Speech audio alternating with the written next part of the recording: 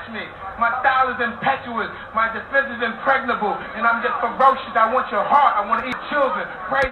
All right, we back here at the motherfucking Tough Talk podcast. It's your boy Phil Hunt. I'm here.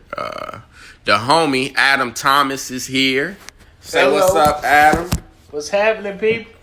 And we got our special guest here today, Neko White. Yeah. Say what's up to the people, Neko. What's up, people? Neko White can be heard on to True TV's Laugh Tracks. That's one. Y'all can look that up. LOL on Kevin Hart's Comedy Network. That's two. What else, Phil? He's done the Montreal Comedy Festival. He's done everything. The youngest in charge, man.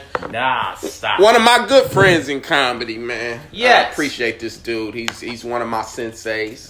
Stop it. All this nice shit. I thought we was here to talk about fights, man. Nah, we gonna talk about some fights, but as usual, we gonna start with, what's going on, and then we'll make our way to times you got your ass kicked, because that's what people want to hear. You got it. That's what's compelling. The times you lost. Motherfuckers share bomb stories, not times they killed, right? Yeah, a little bit. That's what's interesting.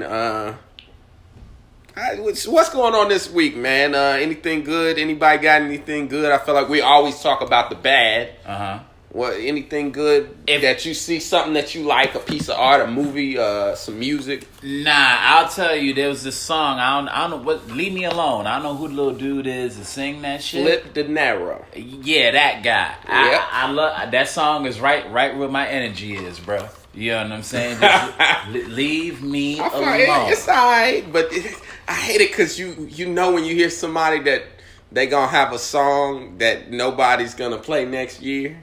That's fine. No, make your money this year. Leave me alone. You heard it, Adam? Yeah, no, Flip is dope. Yeah, Flip is dope. He's doing his thing. I don't see why that would play any less than something Definitely in catchy his like. own. I have some favorite one-hit wonders if you want to know. Shoot. What was my guy Cash Out? Cash Out? I'm cashing out. Riding I'm on cashing Keisha. out. Riding with I'm Keisha. cashing Smoking out on Keisha. Yeah. That was a good summer right I'm there. cashing Yeah. out. I'm sure he had a great summer. I had a Yeah. Cadillac, Yeah. but ain't nobody played the homie since. Has he put anything out since? I'm sure he has. Gotcha. Well, Soulja Boy was that guy for me, where he had Crank That, and then after that, he tried to put out Kiss Me Through the Phone, and then his career was over. No, I think that works. Yeah, it worked. I think That Kiss one Me Through the album Phone worked, and then the second think- album didn't work. Hop above my bed, put my But swag that's on. That worked too. Ooh, that was the shit right there. Yeah, that worked. People can't act like that wasn't the shit. Yeah, Fair that enough. worked. That worked. So is that a whole album? No, it's 2 albums. There's 2 albums that he got that Which like is work. Well, never Money. mind. I take it back, Soulja Boy. He's You're a real market. MVP. He's a genius at marketing. I remember he told like his strategy back in the day. He used to go on like websites and would put up new 50 Cent, and then when you click it, it would be him, and that was kind of how he would get you. But Oh, the LimeWire trick. yeah, he the was little good. He was good at LimeWire something. shit, Yeah. Sheesh.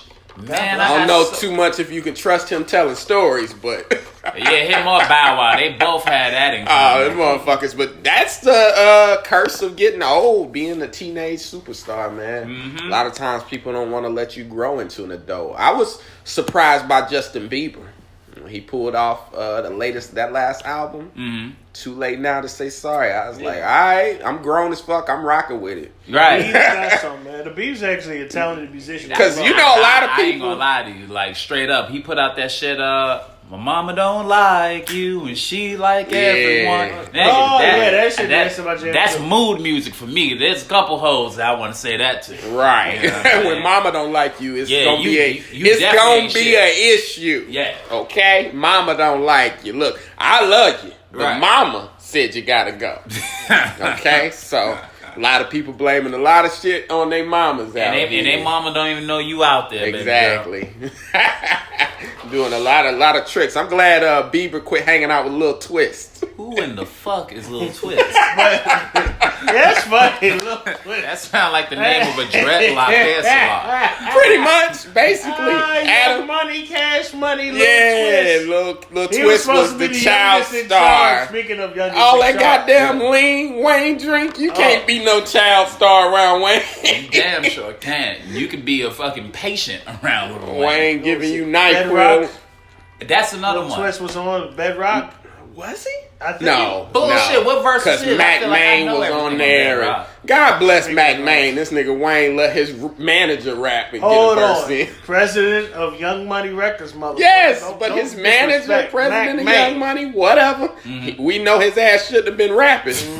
Well, he got on the song before Little Twister. But now Lil Twist was a Lil Twist. child, like I Yeah, said. he was Lil And him Twist. and Bieber used to hang out, and he would like crash Bieber's cars. And that was during the period That when was Bieber his little was ghetto influence. Yeah, when Gotcha. Bieber was wilding. That sound like a good reason not to hang with somebody. You crash my lamb, nigga. I think it's time for you to lose my number. Right. Yeah, Lil Bieber ended up crashing in Crenshaw the other day. What was it? I don't Crenshaw? know, What was bro. he doing? They in had some Crenshaw? gangsters doing some crazy shit to him. Y'all ain't see that? Adam No. with the TMZ. Yeah, I'm in it. I'm in it. This right nigga now. been reading academics It's just timeline. hilarious. No, it's hilarious. They had this nigga Justin Bieber doing. Speaking of Wayne, push-ups. Yeah. Speaking of Wayne, did y'all like his new album? Of The course Carter, I did. Carter? Of course Yeah, I did. It was good to hear him back. Uproar definitely grew on me. It's good to hear special Special delivery beat. as a Harlem kid to have a reason to move your show. There This you does it go. for me. There you go. Nico's a Harlem kid, if y'all didn't know. So, Yes, sir. he definitely appreciates a special delivery. Even I do. I walked into Philly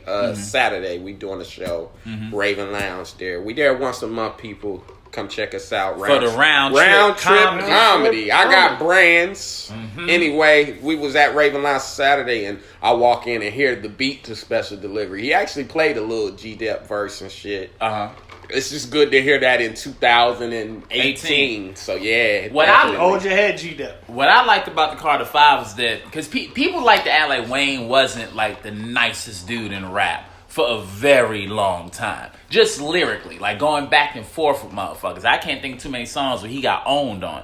But when he came back and it was him and Kendrick Lamar on Mona Lisa, Yeah. fire. Yeah, Mona Lisa is fire. I like that great song. joint. She feed him lies with his silverware. Ah! It makes me think of remember Obi Trice back in the day. Adam probably remember. Yeah, with the setup, him and Yeah. Nate Dogg, and Maya's in the video, and she was setting everybody up. You can't trust them red bones, man. You know what? That's good. That is a setup part too, man. That's Yes, it's a very Yeah, I fuck with that. beware of them chicks because they watching you Facts. more than you watching them, and you don't even know it. But yeah, Maya was the red bone, setting everybody up in that one. I missed that one. WCW. But It's now beautiful. that was a great song. That track is great. So- but I enjoy the fuck out of Uproar. Wayne is at his best when he's rhyming over other people's beats. I think we all agree on that, right? I don't know. Come on, I don't fam. know. Did you listen to Dedication 6? Yes. Dedication 6 was flame. DNA was. I ain't gonna hold you. I think Dedication 6 is better than the Carter album to me. Okay. Hearing him flow over DNA, over Yeah. Kendrick's beat, and just murdering it. Yeah. I got Doja narcotics and activists. This DNA. DNA. Ooh. Yeah. Yeah. I look for his version of that song more so than I do Kendrick. So yeah, you might be Kendrick right. murdered his too, though. Kendrick- But I do, like I said, Wayne to me is at his best flowing over other people's shit. Yeah. Oh, him and Drake on what's the joint from Jay-Z shit? Family Feud. Him and Drake flowing over Family Feud Family beat. Feud, and then also, jeez, now it's starting to slip my mind. The That old the age. joint, the joint that Jay and Beans had. Not what we do. No. Dun, dun, dun, dun, the fix or No, something it's not else? fixed. What is it? I can't remember either. Jeez, but I'm losing my hip hop. but- I used to be a hip hop journalist. you old. Adam is suffering from old age. Don't worry. This should have come back to you probably mid podcast. But nah, I thought it was good to hear a legacy act and a legend like Wayne come back. You know, obviously Birdman was holding up some things. Yeah, and the hell with But, Birdman for holding up like that, because I would have Right. liked to have heard a Wayne album like this a little earlier. Birdman though, and I think people get it confused because him and which is funny because no one ever says shit about Slim. They blame everything on Birdman. Because he's pop. Slim's the silent partner. Nobody says nothing about Slim, but I don't Slim's know who also that the is. owner. That's Baby's Exactly. brother. Slim Williams will get you killed. Baby's brother. Yeah, As a matter of fact, everybody loves Slim. I love Slim Williams. that's Ronald. Personally. Ronald. Well, shit, I love him too. If he out here Mr. getting- Ronald Williams. Mr. I'm Ronald gonna Williams put is some a wonderful respect on his name. Straight up. That's Mr. Ronald Williams and Brian Baby Williams. You know, we putting respect on their names. Right. All their We don't names. want to get pulled up on all three of us. All three of us now. But nah, yeah, it's just interesting to me. And I mean, man, Baby birthed so much life into Wayne and really believed. And I mean, shit. I'm old enough to remember, like, when Cash Money, when Juvenile left and BG left, and all they had was Wayne, and everybody that was grown kind of seen him as a kid. And fucking Baby said it by the year 2000, Lil Wayne gonna tear this game up, and he did. Yeah. Took him about 4 years after that, but he did, so. I mean, once it's done, it's done. Because I think it's easy to say after the fact, right? It's easy to say after the fact, oh, my contracts was fucked up, da-da-da-da-da-da. But the reality is how many people have the right representation to look over that stuff when they come in the game. Well, especially at like 12. Yeah. Who he had to read it for. Like, I'll tell you one of my pet peeves, the greatest of all time, I think, was... And I mean, I fuck with the Locks. I don't want to get beat up by Styles P in these streets. But Styles is having a great year, by the way. But Styles P and the Locks jumped off Bad Boy when the sync was shipping. And I always felt like that was wrong. Okay, you said when the sync was shipping. I mean, when the ship was sinking. B.I.G. had got murdered. Yep. Mace retired. Shine got locked up. And in the middle of all that, they were like, you know... The streets want us where we belong, da-da-da-da-da-da. And I'm like, damn, man. Like, why y'all gonna leave Diddy hanging like that? Where did they think they belong? On Rough Riders. You don't remember? What? I'm sure Adam remembered the Rough Riders. Yeah, Rough Riders is a lot. They jumped off to Rough Riders and was like, we fit over here. And they did fit. They were a perfect fit. But it was like, damn, y'all leaving Diddy hanging. Y'all don't remember when they was talking about fucking dropping the refrigerator on Diddy's head? Oh, no. I remember. And they would go on the radio and be like, free us from our contracts. And the most gangster shit I ever seen was Diddy went on, was it Hot 97 at the time, Adam? I think so. Diddy went live on the radio and said straight up, you know what? You want off it? I'm ripping this shit up. I don't need any of your royalties from any of your songs. But watch what the fuck you sign next time because... And Diddy just went on with, you know, his life and his career. And that's always the energy Diddy has had, though. Also, the song I was thinking about was Ignorant Shit. The Drake and Ignorant Shit. Yeah. There you go. Drake Told you and to come Wayne back version to you. Ah, okay. Yeah. Him and Drake going back to back. Back to back. I just seen something today. It's the 7th anniversary of Drake's Take Care. Came out today. Which is crazy. It makes you feel old, don't it? You like, a little bit. Drake's second album came out 7 years ago? This nigga's ancient. Did. But I fuck with Take Care, and I think that is his best album, Take Care. Lord knows. It's cohesive. Guys, Lord knows. I can't say that, because I'm a big fan of Drake's, but I can't say I can even name all his albums. Because, honestly, he makes bigger hits away from his albums. Right, exactly. To where you almost remember his singles more than you remember his albums. Which, Straight up. Yeah, you know. Well, it's funny because I think Drake has great album cuts that people don't. Like, Drake is Lord knows funny. is like of a Take Care is like Lord knows is an amazing choice. Drake is funny and people don't miss that. On the opening track of Take Care, he's like, shout out to Asian girls, let the lights dim some. And I'm like, yo, that's a hilarious bar. Nobody gives him credit for it. Also, I think Drake is prophetic. Drake will say some shit 6 years ago that you hear now and you like, God damn, he was ahead on that same album when he's talking about take the greats from the past and compare them. I wonder if they'd ever survive in this era where it's recreation to pull all your skeletons out the closet like Halloween decorations. And he said that 7 years ago, and I think about Cosby and Weinstein and all, just everybody that they've shed light on their dirt now, and it's like, damn, he's right. Because back then, the big media publications, you would say, oh, I got a story about Cosby or I got a story about whoever. And the big media publications would say, let me call his publicist and see if that's okay to print. Yeah. Whereas so now everybody's their own media publication. Yeah, it might be a post or shit. Hell, let's be honest. It might be Hannibal Buress shooting at you from the roof. And you can't sue nobody for that. You know what I mean? So I feel like the boy is prophetic. Definitely one of the best of his generation. I can't separate him or Kendrick, but I feel like Kendrick makes the album and Kendrick, Drake Cole. makes the singles. Yeah, and Cole's I feel like I think Cole has the second. social. I would call Drake 1A and Kendrick 1B, and then just because Cole and then Cole in second. Because Cole, the interesting thing about Kendrick. Cole, Cole's is, my like, favorite. I'm like, not knocking. Kendrick is you should first. pay attention, motherfucker. But like, look, Cole has this social impact that I think Kendrick even doesn't have. Where like Really? yeah, like Nah. outside of all One right, just won a Pulitzer Prize, bruh. outside of all right, I think in this weird light that Kendrick has like the mainstream eye as like the prophetic rapper, but I think honestly it's Cole. Touching And the what he's people. You doing saw and, like, Cole on the ground in yeah. Ferguson. You I see think it Cole was. there. And Yeah. 2015 Forest Hills Drive is one of the best albums I've ever heard. Right. I think it might be the best album in the last 10 years. What do you Really? like, Nico? What do you think will be the best album in the last 10 years? The Pimp a Butterfly is up there for me. Okay. T-Pab is there. I love the Pimp a Butterfly. Motherfuckers might hate me, but I really, really, really like Kamikaze. Kamikaze. Oh wait, you said Eminem yeah. Kamikaze. What? Okay, yeah, I Whatever, fuck with that. whatever, big man. I fuck with Kamikaze. Hold on, wait. You said the last 10 years. Just 10 years. Rap, what do you think is the album of that best? In the last Rap album. stop it. In the last 10 years. We can talk rap if we want to. Shit. If we talking that, Adam has to get his food. You damn right.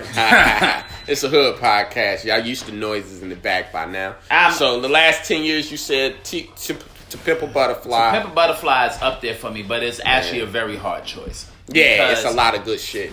It would be 2008. And I think really the mean Carter- from the new class of like the Kendricks, then, yeah, the Coles, to the Pimp a- Drakes, the Futures, the whatever. To Pimp a Butterfly, because I don't even know if I can name the other ones as albums offhand. You get me? Yeah, like I said, mine is 2015 or 2014 Forest Hills Drive. Whichever year it was, that shit is great. It's cohesive. It makes sense. But Yeah, that's how I yes, felt it's about still Pimp here a now. Butterfly. He self-produces though. My only thing with Cole is I'd be like, nigga, because Kendrick works with, the Pharrells on All Right and different Dr. Dre on his first album. Mike and I'm Will like, for damn. yeah, Mike Will just changed his entire sound on Damn. Right. And with Cole self-produced, and I'm like, damn, Cole.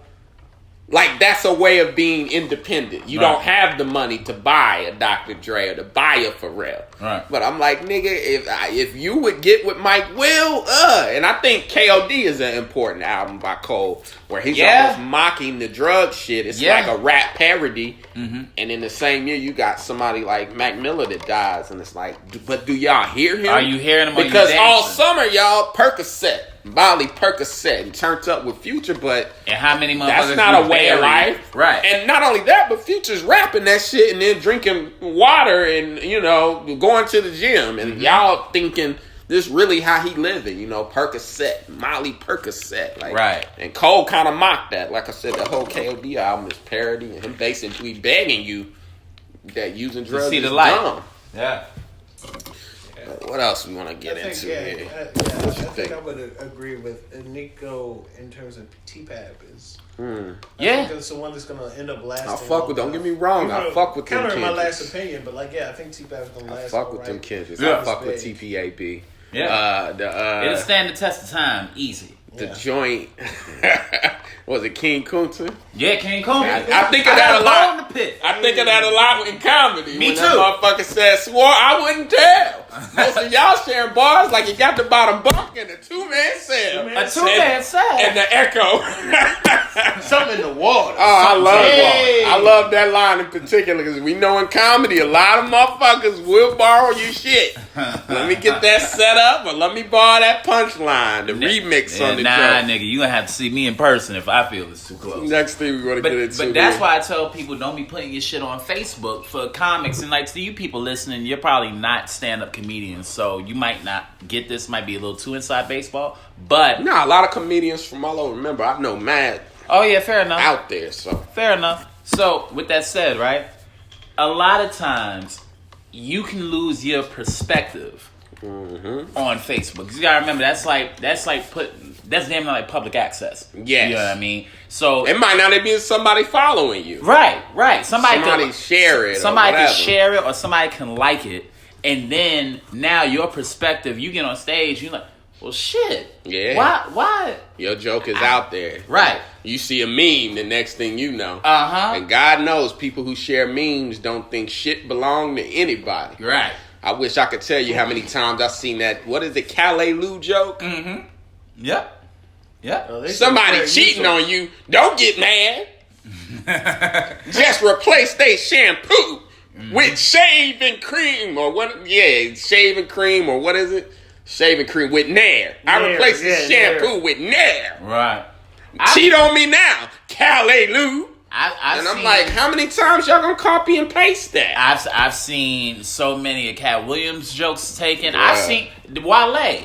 He had that meme that he made himself about how your father. Well, we should also be clear. Wale is not Wale from Lauren, the rapper. We're just talking about rapping. A comedian in New York and a director, a producer. He produced one of my sketches. Look up Fool's Comedy School, folks, if you're out there listening. There you go. Fool's Comedy School. That's school with the K. SKOOL. Because Phil doesn't like SEO. So I see. SEO. I think he meant SCHO. SEO, and then laughed at me like I was Search the dummy. engine optimization, motherfucker. Oh, okay. All right. There we go. Look at Adam Thomas with the search engine optimization. SEO. Whatever, motherfucker. Optimus Prime. You know what I meant. Optimum Cable Company. But yeah, several I see times. your kids with that optimization. Everything was Nintendo to my grandma. We be man. playing Sega. Y'all turn that Nintendo off. Nintendo. My grandma was from Memphis. She fucked up a lot of words. God bless her. Yeah, But- rest in peace. But yeah, Nico's hit me up several times after he seen one of my posts and saying, yo, take that down and save it for stage. Yeah. I don't feel like there's no separation nowadays, though. I feel like I might as well get it off on social media or whatever. People don't think that, but again, I'm not as much worried about the standard listening audience as much as I am. You think about how many comedians we each have on our page versus how many normal people we have on our page. So if it was 100%. more normal people on my page, I'd have no problem just sharing my jokes. Gotcha. But when it's so many comics and motherfuckers will do it subconsciously to where it's like they'll read something, then later on they'll get the writing to it. And I'm definitely guilty of that to where now I ask people like, yo, does this sound familiar? Have you heard? Mm-hmm. Because you don't. It used to be you would listen to comics and just kind of go, okay, what do I hear? And that was all you had to worry about. Now you got to worry about seeing them say something and absorbing their perspective. Yes. Now. So I'm very careful about that myself. Right, and that's just one of those things where it's like if you're a comedian where your perspective is important to what you do on stage, you gotta be careful about what you put out because you'll fuck around and put it out. Then next thing you know, everybody has a perspective similar to yours. Now you can't even stand out the way you might have been able to had you kept it to yourself. I remember that was one of the problems with they wanted to bring back In Living Color, and you know. I think you were in New York for that time where I was. I remember when they did the auditions and everything. And Keenan Ivory Wayne said, you know, one of the problems now is the internet. He was like, you know, we had all week to prepare a show and then put it out. And the things we were talking about, making fun of Grace Jones and making fun of Clarence Thomas and Anita Hill, were things no one was talking about. But now, by the time you get a show out, think about how many memes there's so many memes and so many videos and so many perspectives. Like even I just laughed about that Calais Lou joke that everybody, instead of just sharing it from whoever actually said it, everybody copied and pasted. Think about when Wendy Williams passed out on her show. Now, I know that's not standardly funny. It was hilarious. But when she passed out and niggas put the music over it, you know what I'm saying? And they put what was it? I think it was Tootsie Roll. Yeah.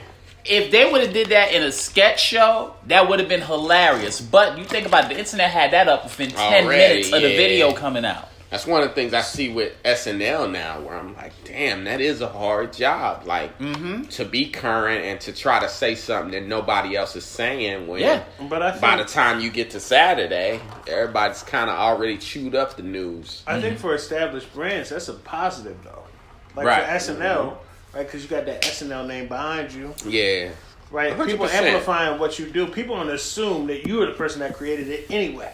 And we're not going to talk about SNL stealing motherfuckers, you know. Right. Well, yeah, you might feel like But like, it's just SNL's the official word. You might feel like, like people who watch SNL aren't on the internet anyway. But even where that's two different audiences, maybe. True, but even if they are, they're looking to see if what they thought, they want to see the SNL like agrees or disagrees with what it is that they thought about the topic. Like, okay, I felt this way, because that is another thing about, like you said, a trusted brand. If I trust. I don't know, if I go to McDonald's and I trust the McChicken to be a certain way, I'm going back for it to be a certain way. And if it's different, we know that ice cream machine gonna be off. It don't matter when the fuck you show up. That ice cream machine is off, motherfucker. Right. What else you want? But if you get there on a day and it's on, you know what I mean? That difference you might appreciate or you might not. It depends. Yeah. So I'll agree that's a deference that a place like Saturday Night Live might get. But for the average show, if you're trying to just be current or if you're trying to do something that's against the grain, one of the things that they used to have was the element of surprise, or if not surprise, everybody's opinion wasn't so and that's shared. What Keenan Ivory Wayans was talking about with bringing back In Living Color, where he said that's one of the challenges. He said, damn, by the time you get to it, they've already stepped on it 100,000 times. But I disagree with Keenan Ivory Wayans because of that point. He like, disagrees with you too. I'm sure he does. His but bank account.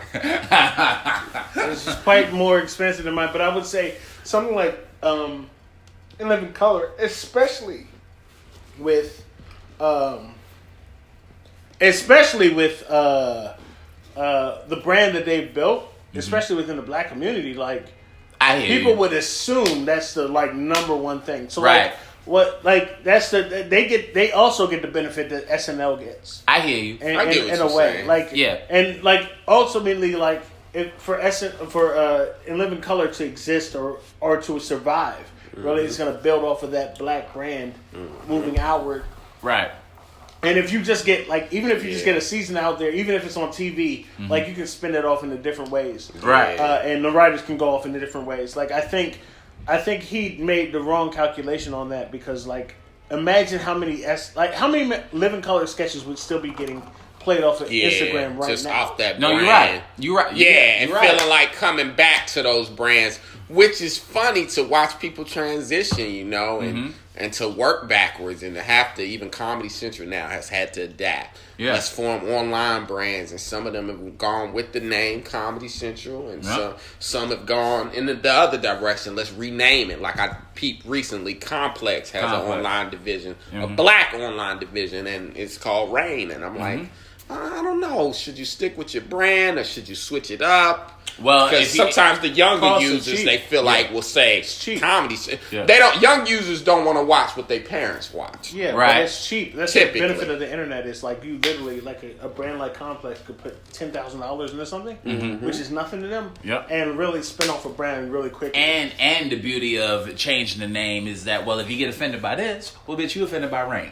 You know what I'm saying? Yes. We at Complex. Us. That does not reflect. I'll tell you who taught me that was Diddy. Diddy made Sean John, which I mean, we all know Sean is his first name, and he said because it becomes a conflict of interest at a certain point. Somebody might not like Diddy, and somebody might not like Bad Boy. Yep. So to call it puffy wear would have been a mistake, which is funny. Nobody in the West Coast would rock that. Which is funny because you do see people tie it to their whatever, Rock-aware, and it's like, well, that's tied to Rockefeller, and Rockefeller ain't existed in years, so why in the fuck would I wear Rock-aware? And God bless Woo-wear and all that other shit, because it just dated you, because it's like, yeah, you must have just gotten out of jail. Right. Them was the clothes they gave you when you went to check out. Huh? Yeah, that and the Averex leather jacket. Exactly. Woo! All right, let's move on to the topic that's been tearing up the internet. Okay, I've been waiting for you to get to. Good old Jill Scott. Head mistress. Was living her life like it was golden on the mic and performing some extracurricular activities. Old Jill Scott. So what's up with the BB Dub love, man?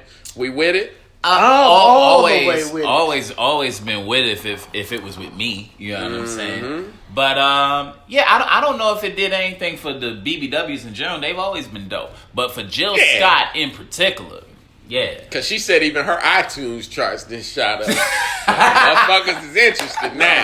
Gonna take that long walk around the park after dark. Look, first of all, it's Miss Jill Scott. Yes. For all of us. Absolutely. Miss Jill Scott has been amazing. Well, she's on classics, by the way. Yes. Yeah. Oh, she's on had the Roots joint. great music. She's had an amazing career. Actually, really she wrote that. She didn't sing it. Erykah Badu, but if you catch them live, she has. Oh, okay, yeah, she wrote that. Yeah, you are correct. Yeah. Adam is correct on that. She wrote that, and Erykah Badu sung it. But I'll tell y'all this much. Jilly from Philly always been talented. One of my favorites. I fuck with Jilly. Yeah, likewise. I was on Twitter when I saw the video, and I didn't know what it was. And then I seen her going in. Nigga, I had to log off because that shit was about to be porn for me. Yeah, and it's No Nut November, so I said we Jilly. all standing strong, brother. I don't know about all that. I don't know about all that. Not after that Jill Scott. I don't know if I can stand strong with Jilly from Philly out here. I hit up a chick that's in Jill Scott weight class. Like, hey, can I come over? Hey, No Nut November has been canceled until further notice. By the way, them Pornhub views would suggest No Nut November is just a myth. Okay, yeah, complete bullshit. Pornhub said y'all lying out there. Y'all faking like a motherfucker. As the kids say, everybody capping. Right. Some lonely motherfucker made up that No Nut November shit. Y'all should all be like me. No Nut November. Y'all gonna be out here stressed. Black people gonna be doing terrorist acts. That's why have black mass shootings doubled in the last month? You know, black people don't do mass shootings. We shoot who we mad at and leave. Facts. Straight We ain't wasting bullets like that. But Clarence, you better watch out. Told your ass to have my $45. But to that end, can we please do a round the table clap for Miss Jill Scott and her services? Thank you, Miss Jill Scott. We can. We all appreciated that. Straight she up. Could have single-handedly put an end to No Nut November. She might as well go and follow up with a porn, man. Go and follow up. go all the way Kim Kardashian with it. I mean, shit, I'm sure her husband be better than K. Michelle's in the last few ones that we seen. Her fake booty ass. Yeah, nah, if I was it K. Michelle or the one that left the Kardashian dude? All of them. I know. All of them have bad sex You know, tapes. when they albums sales start tanking, they gonna put out that clip. They gonna have to open an organic strip club soon. I'm so sick of fake ass. You already know how I feel about this. I'm done with fake asses. It's over. God bless. The whole thing is over. Bullshit. I wish, you know what? I'm so sad about that whole thing. Likewise. Because, you got to grow old with that shit. And that's the thing. They don't know what the effects of it are going to be. Right, having all that shit in your body. They know what the effects of silicone implants were. Mm-hmm. But, shit, you used to could tell who somebody's daughter was by the hips and ass. Girl, you Miss Jenkins them daughter, ain't you? I knew you was a Jenkins. No, I see you. Now they out here built like Rubbermaids. You don't know who the fuck daughter it is no more. You like, shit, I can't tell. That's Ziploc. And all this flat tummy tea. One of you bitches is selling fat tummy tea, okay? Everybody's shit ain't flat. Why Phil turned into Mike Epps? Exactly. That's hilarious. Now some of you bitches are selling fat tummy tea. Somebody out here selling fat tummy tea, okay? Pull me over, had a ham sandwich. All right. I log on Instagram, all I see, every girl is selling flat tummy tea. But I go in the streets and I see a lot of fat tummies, and I'm like, somebody is buying fat tummy tea Tell out us there. more. I feel like because remember our grandma sold Avon and shit. No, your grandma. My grandma sold Avon like dope. Hey, look. My grandma had shit to do. Yeah, my grandmother had things going on. My grandma, I'm gonna have a pound of Skin So Soft for your ass. Oh, I hated that shit. So you know about it. Yeah, nigga, my mom used to probably buy it from your grandma. Nigga, you ever made a mistake, the oil of that shit, and drop it? There was no paper towel, or adhesive in the world that could get all that shit off your floor. My grandmama was the plug. get some damn motherfuckers talking about they ran off on the plug. You ain't run off on my grandma, motherfucker. Oh no! Okay. Hit you with that skin This so is soft. fucked up. I was thinking about like if you hit Bengay on your balls is the worst shit ever. Huh? Why would you do such a thing? Like, The views reflected by Adam Thomas are the views reflected by Adam Thomas. Only Adam Thomas. Like, But you been gay with 2 E's, motherfucker. hey, come on over here. Let me get some of the knees. Yeah, man. Them old ladies used to sell that skin so soft though. That goddamn And Avon. that roll-on deodorant. Roll-on deodorant from Avon. Damn, you bring back memories. Like I said, That my shit's grandma strong had work. bricks of that shit. My grandma was the supplier. Hilarious. But and what is the new shit now? The young girls with the Mary Kay. But now, like I said, Nigga, it's they all- Mary selling Kay is credit new. cards. They Black tummy scammers. tea Yeah, now. they scam. Well, Mary Kay. Yeah. What is this, 87? Mary the Kay. pink Cadillacs. Excuse One me? of my exes was trying to get the pink Cadillac from Mary Kay. You ain't never gonna get that shit. It's a Ponzi scheme, girl. Pyramid scheme. And she if, been like, and if "Nigga, that take it ex on is the listening, stand, you baby." need So- to know. Phil so mama now- don't like you, and she like everyone. So now Jilly from Philly, like I said, she brought it back. But it made me think of the Carrie Hilson clip. Y'all remember the last time we seen Carrie Hilson? No, and I love Carrie Hilson. Where the clip at? I'll pull it up. Well, we all love her. Now, don't Google Cherry Hilson, y'all out there on that No Nut November shit. You Google Cherry Hilson, nigga, it's a done night, okay? You can cancel everything else on your schedule. We talking about Carrie with the K Hilson. She was Last time we seen her, she was on Snapchat with a popsicle. And she did the damn thing to the popsicle, bro. I can't even fuck with a popsicle no more. Why was you fucking Why was with you- Pop yeah, why was you fucking before with that? Hey, Nigga, Phil watched that shit. Was what's like she happening? do it better than I do. I like a Your summertime weird treat. ass. I like I was wrong with Big Pause. Gay. Sounds like I like a summertime treat. The hell with y'all. Pause again. Grown man can enjoy a popsicle. I cut it up. I don't eat it. I don't just put it in my mouth. I cut you it was up. looking at that shit for tips. I cut it up like a real man. Okay?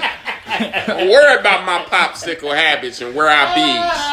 Oh god. But yeah, Carrie Hilson did the damn thing with the popsicle. Why you keep And her saying- mother was standing next to her. I said, this is the most beautiful shit I ever seen. That's some Because you know, family shit. typically girls put their mouth on the penis and go, I don't usually do this. Or my mama ain't raised me like that. Why don't you Maybe stop in the- fucking with 22-year-olds? Excuse Get to the adult women. Excuse What's me, going on? sir. As a 25-year-old fuck with 22-year-olds, I can assure you, Beautiful thing. Phil talking about 60-year-old women. Yeah, fair enough. I don't know Damn right. who was born in the last 30 years and I'm out still here say trying- shit like that. Yeah, that's I'm out here crazy. trying to get that Social Security. Yeah, You got Old that. ladies high gone school. and I don't gun me know. down. I don't care nothing about your arthritis. I cure that. A little bit 60-year-old gonna be like, when I'm gonna suck some dick? Hold You know on, what I'm wait. saying? A little bit of vitamin D. Okay, you watching the video now, Oh, bro? and her mom bad. Yeah, Carrie Hilson mom them bad Hilson jeans too, is good. boy. Yeah. Oh shit, they bought. So they got two Hold on, wait. They popsicles. got 2 popsicles. Don't tell me mom's gonna go in on the shit with her. Hey man, moms do. Yo, her they thing. both Shit, how you thirst think- trapping. How you think Carrie got here? Well, Pretty not girl by rock. that. Oh, shout out to Carrie Hilson's mom, by the way. Yeah. Adam Thomas say hello. Pretty girl rock. Oh shit, yeah. Let me get off this They shit. deep- And she got her titties She out. deep throated. The Yeah. motherfucking popsicle. You ain't never seen the popsicle. You know what? Adam don't judge, baby. I don't judge. Carrie Hilson, Jill Scott. Once again, y'all the Okay. real MVPs. God bless. Would you rather be I'm gonna run down a couple things. Would you rather be the microphone in Jill Scott's video, or the popsicle in Carrie Hilson's video, or the chair in either or Sierra or Janet Jackson's Pleasure Principle? I gotta go with the chair. Gotta go with from, What was that, Sierra. like a boy Sierra video? Which video was Promise that? or something. Promise. like that. Boom. It There was you Promise. go, Nico. Yeah. He tried to act like he never jerked off too. Oh, I definitely did. I think ain't- it was Promise. I know it was Promise. Nigga had the door locked that night. Yeah. When this nigga said like a boy, I got mad. If you gonna I do didn't it, know do which it right. one it was, but brother, she gave it to that chair. Yeah, she did. Woo. That's why, I remember when they tried to start that rumor about Sierra, nigga, I was hurt personally. They be tripping like black girls That's can't be petite. that's Yeah. a bigger black topic. How does every black person know that rumor? Yeah, nigga, they passed it up. Strange. I don't know where the shit started. Reunion. It's like black. And it was a little before social media too, so it's a little weird. Where did this rumor come from? Just to give context, all three of us are from different places, and we all know the rumor. I'm from Indianapolis. Nico I'm from Harlem. I'm from DC. Adam from DC, and we all three from different places, but we all know everyone thought Sierra was a man. I never thought that blasphemy. I thought these niggas was just trying to ruin my good time. People definitely put that rumor out there. They never seen a black woman petite like that. It's like, it's okay. Right. Black woman can be petite and, whatever else she got going on. And like you said, she was working that goddamn chair. A beautiful woman. Nigga, I would snip that chair. That's another one that's like, her videos are like porn. She put out that shit with Ludacris, Ride. Grinding slow. My nigga. She do a lot of grinding slow. Yeah, she did the thing on top of that car, on top of that Cutlass, I think it was. Was that O? I think it was a Cutlass. Yes. Oh, yep. Yeah. That's what it was. That's how I remember her songs from how she looked. That's what it was. Russell Wilson, don't listen to this podcast. Shout out to Russell Wilson, man. Yeah, Russell Wilson. Neither. We here lusting over y'all babies. Russell probably give us that. They make these jokes about Russell Wilson where they like, he the first motherfucker to go from a white woman to a black woman. Yeah. After being successful. I'm like, boy, y'all ain't shit. Yo, the internet is crazy. Oh, the internet has fun. They get to it before we can. Yeah. Speaking of which, I'm gonna move to the next topic. Stan Lee died this week. R.I.P. Stan Lee. This ain't no fake R.I.P. This ain't no, we still calling him Uncle Phil, but he done been in 20 different movies since then. Right. And don't nobody know his real name. Right. This ain't no Philip Seymour Hoffman's. Nope. Where, like I said, mad people shared his picture, and it's like, y'all don't know nothing about no goddamn Philip Seymour Hoffman. Right. Or when they was sharing the Uncle Phil and shared Carl from Family Matters. None of that shit. Right. Or shared Patti LaBelle for Aretha Franklin. Yeah. Look, you know, Bill where Johnson, is the RESPCT? Yeah. But yeah, it's just like, Adam, what was his name? You actually knew his name? Bill Johnson? Boy, you gonna be good on Jeopardy. Boom! My grandmother. What you want to pick next on the board, motherfucker? Food. I think my grandmother loved me just because I was good on Jeopardy. I ain't gonna hold you. But You was that kid? People do fake the funk a lot when people pass, but Stan Lee, I seen whole thugs. Like, don't nobody say shit to me for the rest of the week, nigga. Spider-Man, I've been wanting to be him since I was 6. Yeah, nah, Stan Lee dying, it hurt because Stan Lee hurt, bruh. That you think about it, bro. That motherfucker created how many people's childhood? Not created, affected how many people's childhood? I ain't gonna lie. I was driving. I had to pull the fuck over. Yeah. Who did? Stan goddamn Lee. Well, let's also be 95-year-old. I'm about to say, man. let's be fair. He was 95, mobile, and had, as far as we know, most of his senses. He needed to hit that chamber. Look, man, Wolverine hit. What was that chamber that made him Wolverine? No, Wolverine This had gonna his make my healing family hate factor. me, but look, when my great aunt was 95, she was driving on the wrong side of the highway, baby. She ain't create the X-Men. Fuck you. And your grandma. I love my grandmother, motherfucker. I love my grandmother. That's the end of this podcast. Look, Motherfucker, my aunt.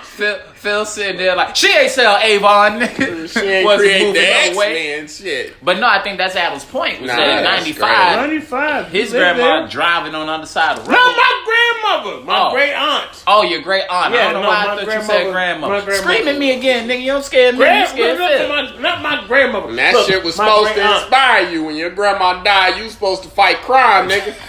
Like Spider-Man. Man. What was that uncle name?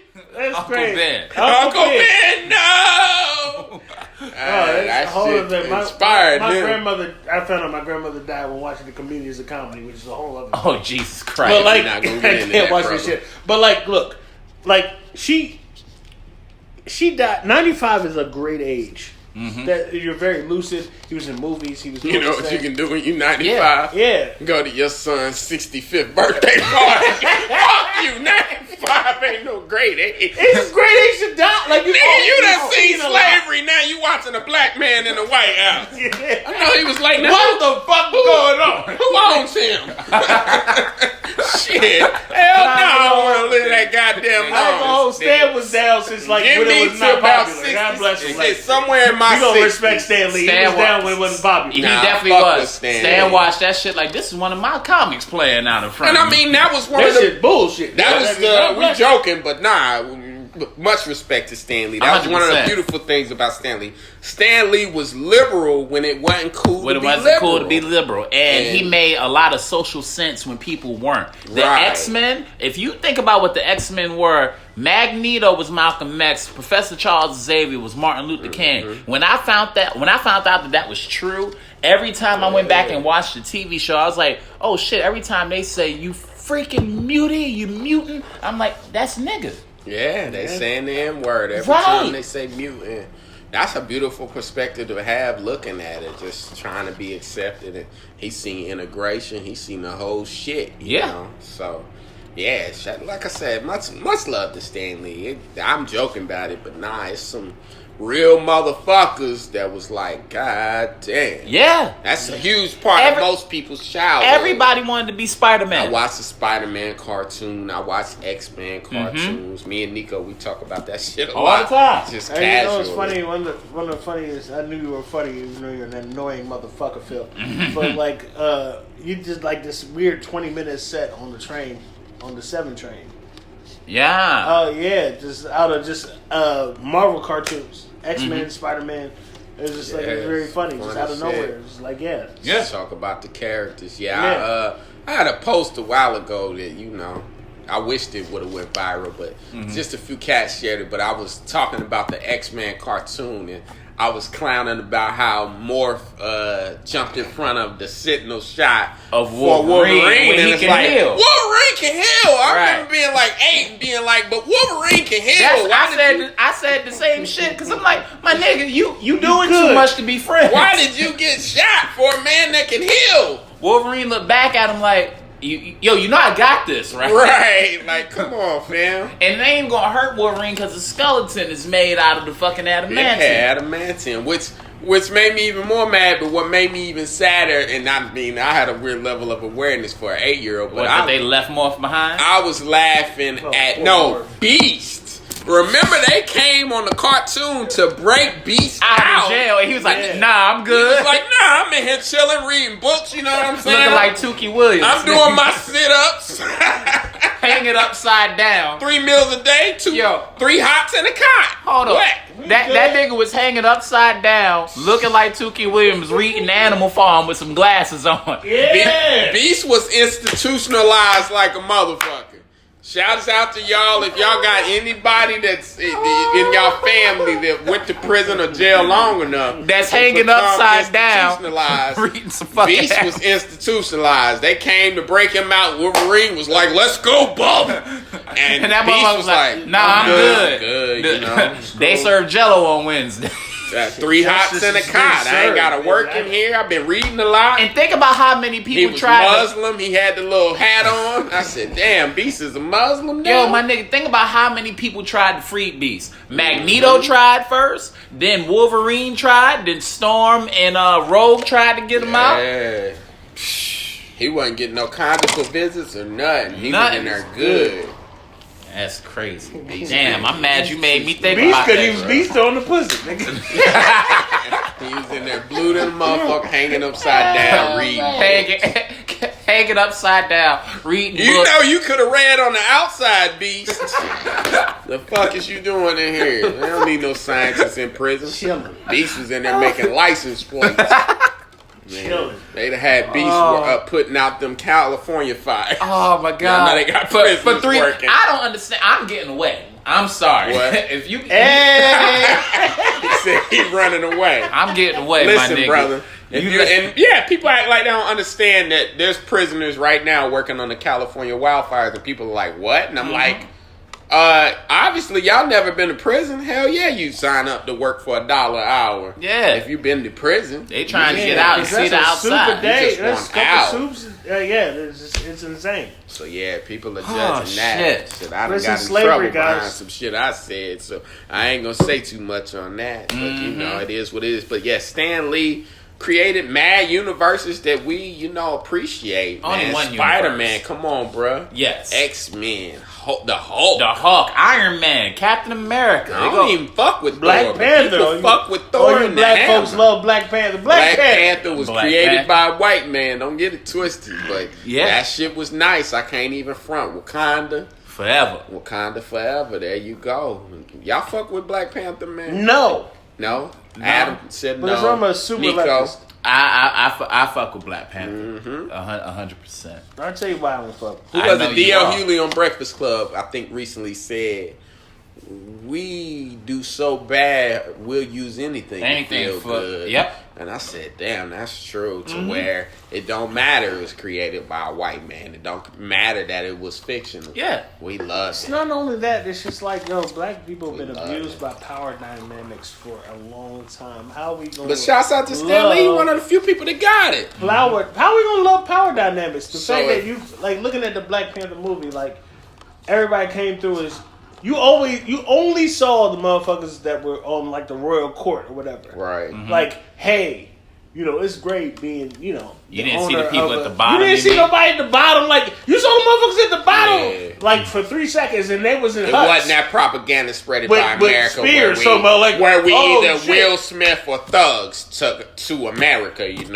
Either they're showing us in the entertainment light or they're showing us in the locked up light, in the criminal element or Michael Jordan. Well, they Like, still. black They and still there's no in America. between. Yeah. We don't exist in the in The thing between. about There's no Black black folks in America carpenters was- and no this and no that. Always tells me, it's like, we've been locked up in this power struggle since motherfucking 1783. But no, even longer than and that. like before that, like, and I mean, like, and like, why do we want to chase that power structure? Is the thing Yeah. that bothers me. Like, Why do we want to what? why do we want to chase the same power structure? Why I the think fuck- I think yeah. it's an With identity kings and queens, crisis. like, that bothers me. It's an identity crisis because even they've lied to us so much about our own history that they'll make you believe that the first fucking black people in this country were brought here as slaves. When if you look at the Native American people, nigga, you pull your fucking shirt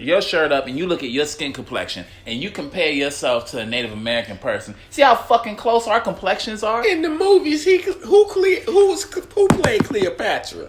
Some white woman? Shit, some white lady. And it's like, y'all can't tell me she Y'all- wasn't kissed by the sun. Y'all know who that was. But again, they know that already. It's proven fact. They do love to rewrite our history, and it's like Pimp C was saying on the one. Fucking the first black people in this We country was were slaves. kings and No, they were queens. natives. Yeah, The we fuck was outta kings here. and Queens, and don't get too close to that because even some Indians I read that they kicked us off the reservation when it came down to I mean it. that's fine, but you can't hide from Let's your not blood. get too far from where we started though. Oh, Stan Lee. Fucking, like I said, that's one of the greatest analogies of all time. Integration and the X-Men, and like you said, when they say mutant, we know they really saying the N word. So Yeah. it's a deeper level to us. The but they was subtlety. Malcolm X, and they was Martin Luther King. So that means Professor X had lots of side bitches. Yeah, probably. And shit. Professor X sliding around in that chair getting. And Professor X was a guy that he taking advantage of the system. You know what I'm saying? Professor X was a welfare king. He was getting it. Our school for the gifted. I never seen Right, them in for the any other gifted. classes though. They wasn't in no damn classes. All I seen him ever do was train with Cerebro, but I didn't see them in like math or nothing. He was taking advantage of their abilities. Yeah, he was that. He's the bad adopted parent that's getting money for the kids. Definitely. I feel like one of the things that might have contributed to Stan Lee's death was Netflix cut Luke Cage. Nah. I know that raised his blood pressure a little bit. Nigga, he's an old white man. I think he died in 95. Nigga, stop that Nigga shit. said, ain't no conspiracy theories, bro. You 95. He died. Ain't no gone too soon here. Fuck and no. y'all like Luke Cage for real? I fuck with Luke Cage, bro. All I know When that this nigga dabbed? My only Is that what we doing? Luke Cage series on Netflix. My only beef with Luke Cage was that he got his powers in prison. I said, shit, why the black superhero can't just get bit by a spider like everybody else? Can we get bit by some spiders? Can we gamma be born rays? some mutants? Yeah. Even that was my beef with X-Men as a kid. I'm watching and I'm like, wait a minute, why the black guy got a gun? right. Bishop. Yeah, Bishop just had a pistol. Nigga came. I'm rolling. Actually, Came back from the future. it was a shotgun. Yeah, but he had guns. And I'm like, why we can't have superpower? A black man can't have some claws? Damn, and all of them had guns or something like that. Because Forge was black, he had a gun.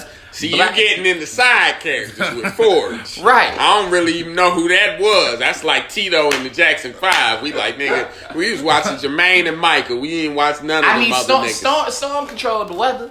Okay, that's one. You know what I'm saying? But why the black man had to have the gun is all I'm saying. That's how I felt watching it. Even when you get in the video game, what was the black character on Street Fighter? Adam? DJ. No, Balrog was first. Balrog. What the fuck is a Balrog? Hell no. All right, Balrog was first. You mean M. Bison, which ended up becoming Okay, but that was overseas. Yeah. In They were America, trying not to get sued. his name was Balrog, and he mimicked Mike Tyson. But what did the only special powers that nigga had? Punch. They said black folks couldn't even use their legs. That nigga had. Look, but the one black character on Street Fighter 2 was named Balrog. He had boxing gloves on with Timberlands and a bad haircut. I hate his name. And a bad haircut. Even when you press kick, he punched. And I said, God damn it, why you gotta be racist? We can't use our legs. And then with Everybody else shooting fire out their hands. right. Black dude just punching people. His special move was to move fast. Knock your ass out. I bet I'll knock your ass out. You press and kick, this motherfucker punching. I said, see, that's he's the best character. That's subliminal. No, he ain't. That's Yeah, he is. subliminal bullshit. Please tell me at Terms of the power end ratings, of the whatever. fight when they do their little stance, he put his hands behind his back and they cuffed him. I hated that shit. If you're listening, Capcom. So yeah, Stan Lee, you could have done the black character a little better. And even Captain America, that's the big joke. Like if you thought out Captain a white America was black. For a little bit. Okay, There's for a some little black bit. Captain America. But we talking about white Captain America. Okay. We talking about he was thought out from what? Was it World War I or II? World War II. One of them shit, I don't know. If you thought a white man out from World War II, it would have been some racist, sexist shit going on. Right. I bet he'd have been like, what you mean you ain't married? So this kid is a bastard? I ain't saving no bastard children. You better be married, miss. Ziz. Straight up. So yeah, some of his stories, you know, is a little. Yeah, he was Captain America's probably a little racist considering the time. Mad that he racist. was in. 100%. Like couldn't even help cigarettes. himself. Like he thought he was not racist at the time. Yeah. Sexist and everything else. When they Negroes can't spell. When Luke Cage walked They're into okay. the Avengers mansion, who let this Negro in? 100%. What you mean he on the Avengers? No, the fuck he ain't. I believe he's a human, but I know he can't read. You know, he like it's just like He walking up to Luke, tapping. So what's your powers, buddy? You get out of jail alive? oh man, You I appreciate it. You didn't even come in through the back door.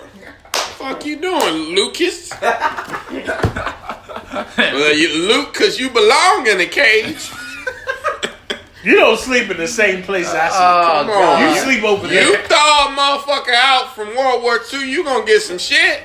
Don't be Jewish neither. You know the motherfuckers don't care. Oh God. All that shit. Women? What you mean you was at work? Work? The Call a motherfucker out from World War II, 1960 something. You gonna have some issues. Yo, that's probably funnier than everything you just said. It's like, throw a motherfucker out from War. You know what I'm talking about. We poking holes in your theory, Stan Lee, but we love you, goddammit. Yeah. A lot of good memories on Saturday waking up. Amazing Spider-Man, I love that shit. Yeah, Iron man. My one beef with Spider-Man is this motherfucker got superpowers and kept working. Yeah. Fuck you know going to work. Photographer. Fuck you know need going a job. And what was his name? Jameson. Jameson was a pure And dickhead. his boss was So, but talking. you ain't gonna be like this. Is like, come You're on, late. I'd have webbed his ass up so quick.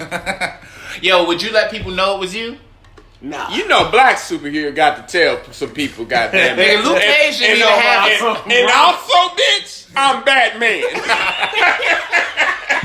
You know, black superhero, we got to get it in. Somebody got to know, goddamn it. We done been held back from success for so long. Yo, that's you need to put that on stage. Come on, and bro. also, bitch, Batman. I'm Batman. Check out my rhyme. Come on, man. Oh, you thought I was valet? Bruce Wayne Enterprises. Bitch, it's me. Oh, you thought this shit was just in the movie? Bitch, add me on Instagram. Shit. At Bruce Wayne. Black superhero, hey, we done been held back too long. We ain't got time.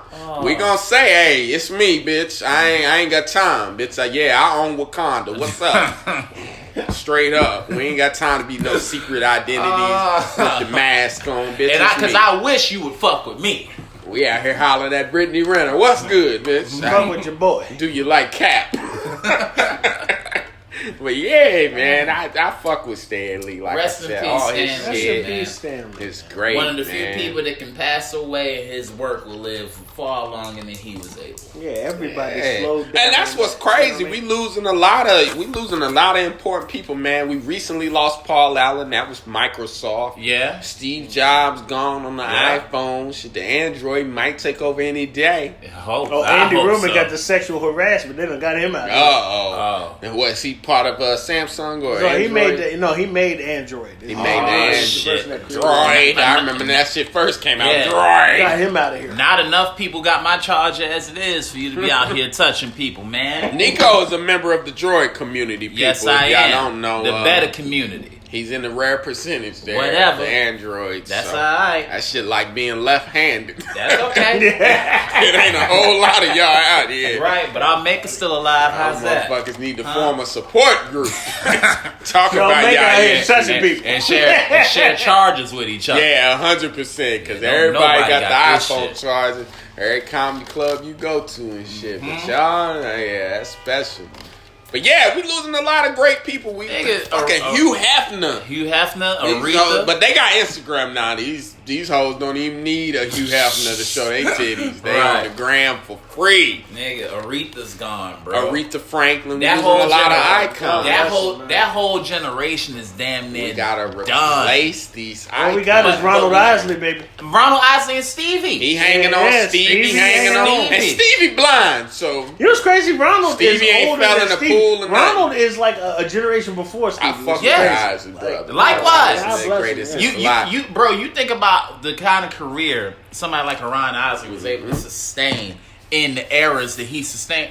I'm 25. I know We're not just gonna Contagious talk about word Ron. for We're gonna talk word. about Ernie and all them. Yeah, You know what I'm saying? Like they all. Jesus. Ron Isley. Wes Craven died a few years ago. Wes Craven. That yeah. was Nightmare on Elm Street. Yep, Freddy. Freddy Krueger. I don't know what I was more scared of, them claws or that ugly ass sweater, boy. That shit, that sweater ugly. That sweater was scary. How ugly is it? Ugly. And Yeah. that hat, It's it ugly was enough the for hat black to folks. match. It was. It's ugly enough for black folks to keep it in the stash Man, for whatever or shit. whatever. Yeah, any He couldn't even Christmas wear nothing party. striped Christmas around party, me. you got the Nah, Freddy bro. Krueger, black I- sugar, black. You couldn't even wear nothing striped around me. I'd be like, nah, bro, I ain't going to sleep with you in here with that striped shit on in that hat. Fuck that. It's really ugly when black folks get the stock joke on you. Oh yeah, Mm-hmm. When yeah. they make it a stock joke, it's With that Freddy Krueger got Christmas that sweater.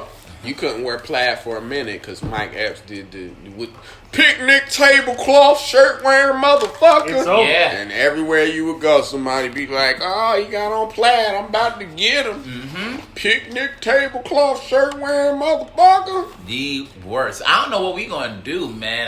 You got to replace a lot of great people. I'm more man. worried about when I'm old and fucking like Beyonce go or be having to know that That's gonna be a sad ass day. Yeah, It's a man. sad day for all of us. Yeah. Fuck with Beyonce. Or being around when Obama Yeah. I passed. remember some girls in that I ain't gonna be 8th sad. grade doing No. No. 8th grade doing Beyonce, and Destiny's Child. Yeah. So yeah, that's gonna be a sad day. Rihanna passed. Jay-Z. Jay passed. Oh, nigga, when Rihanna go, y'all might have to Yeah, console some me. people that truly Nigga gonna run up to the cat and take me. gonna fuck you up.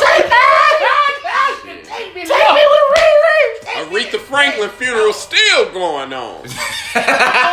Shit, Aretha Franklin funeral still 2 hours from being over. Everybody spoke. That said, shit was 18 I didn't hours. even know Man, y'all it was was fans. hilarious. They changed her clothes. Yes. Come on, we got an outfit change Outfit at 5 o'clock. change. Alright, y'all going back outside. We gonna change the shoes for God you. bless Ariana Grande. She came through in the club dress. I said, "Is ladies free at the funeral before 8 I p.m.? hate you. Fuck is going on right now?" You know, that deacon That- took it. the deacon brother had to take a grab. Shit, that was for the Lord. You know, black deacons are disgusting. That was Like, for the Lord. Nah, they not disgusting, They are brother. disgusting. It's all in the name of the Phil Lord. and Adam Thomas's point of views do not That is reflect Neko disgusting. White's point of Look, view. God done bless you with that beautiful body, and it'd be ashamed if I didn't touch it. Yeah, I know. Deacon Hunt. Uh-huh. out Yeah, here, Deacon Deacon Hunt. Hunt. That's how you end up in jail, nigga. The Lord is my shepherd, and He know what I want. Exactly. R.I.P. Bernie Mac, another And great. the immortal words of Bernie Mac, which, by the way, I just seen, I think, November 14th,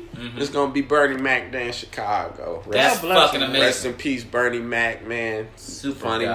motherfucker. We all came up on Yep. Kings of Comedy. I would love to see him in this era where every joke is offensive. Yeah, I took your kid. I hit the motherfucker with a hammer. Yeah. I think Bernie would find a way to be funny. No, 100%. Oh, he was already That'd be him. hilarious. I don't even think it's a matter of finding a way. I think you just do what you do and double down to where you're like, if you don't like it, fuck you. Well, right, but he was already that. Those not Sorry, fun. man. Those aren't Yeah. fun. Let's be clear. Those bloggers and shit, they're not funny. They're not funny or fun people. Right. Imagine if you was at a party and somebody dropped a rape statistic on you. You would be like, fam, who the fuck? Right. Remember when, what was the shit with Cosby going to prison? What was really popping off? Where they were sharing the pie charts, the rape pie charts. Oh, yeah, that that- would ruin all the parties. I know You like Nico to- had a problem with the pie charts. Cause who are you posting this for?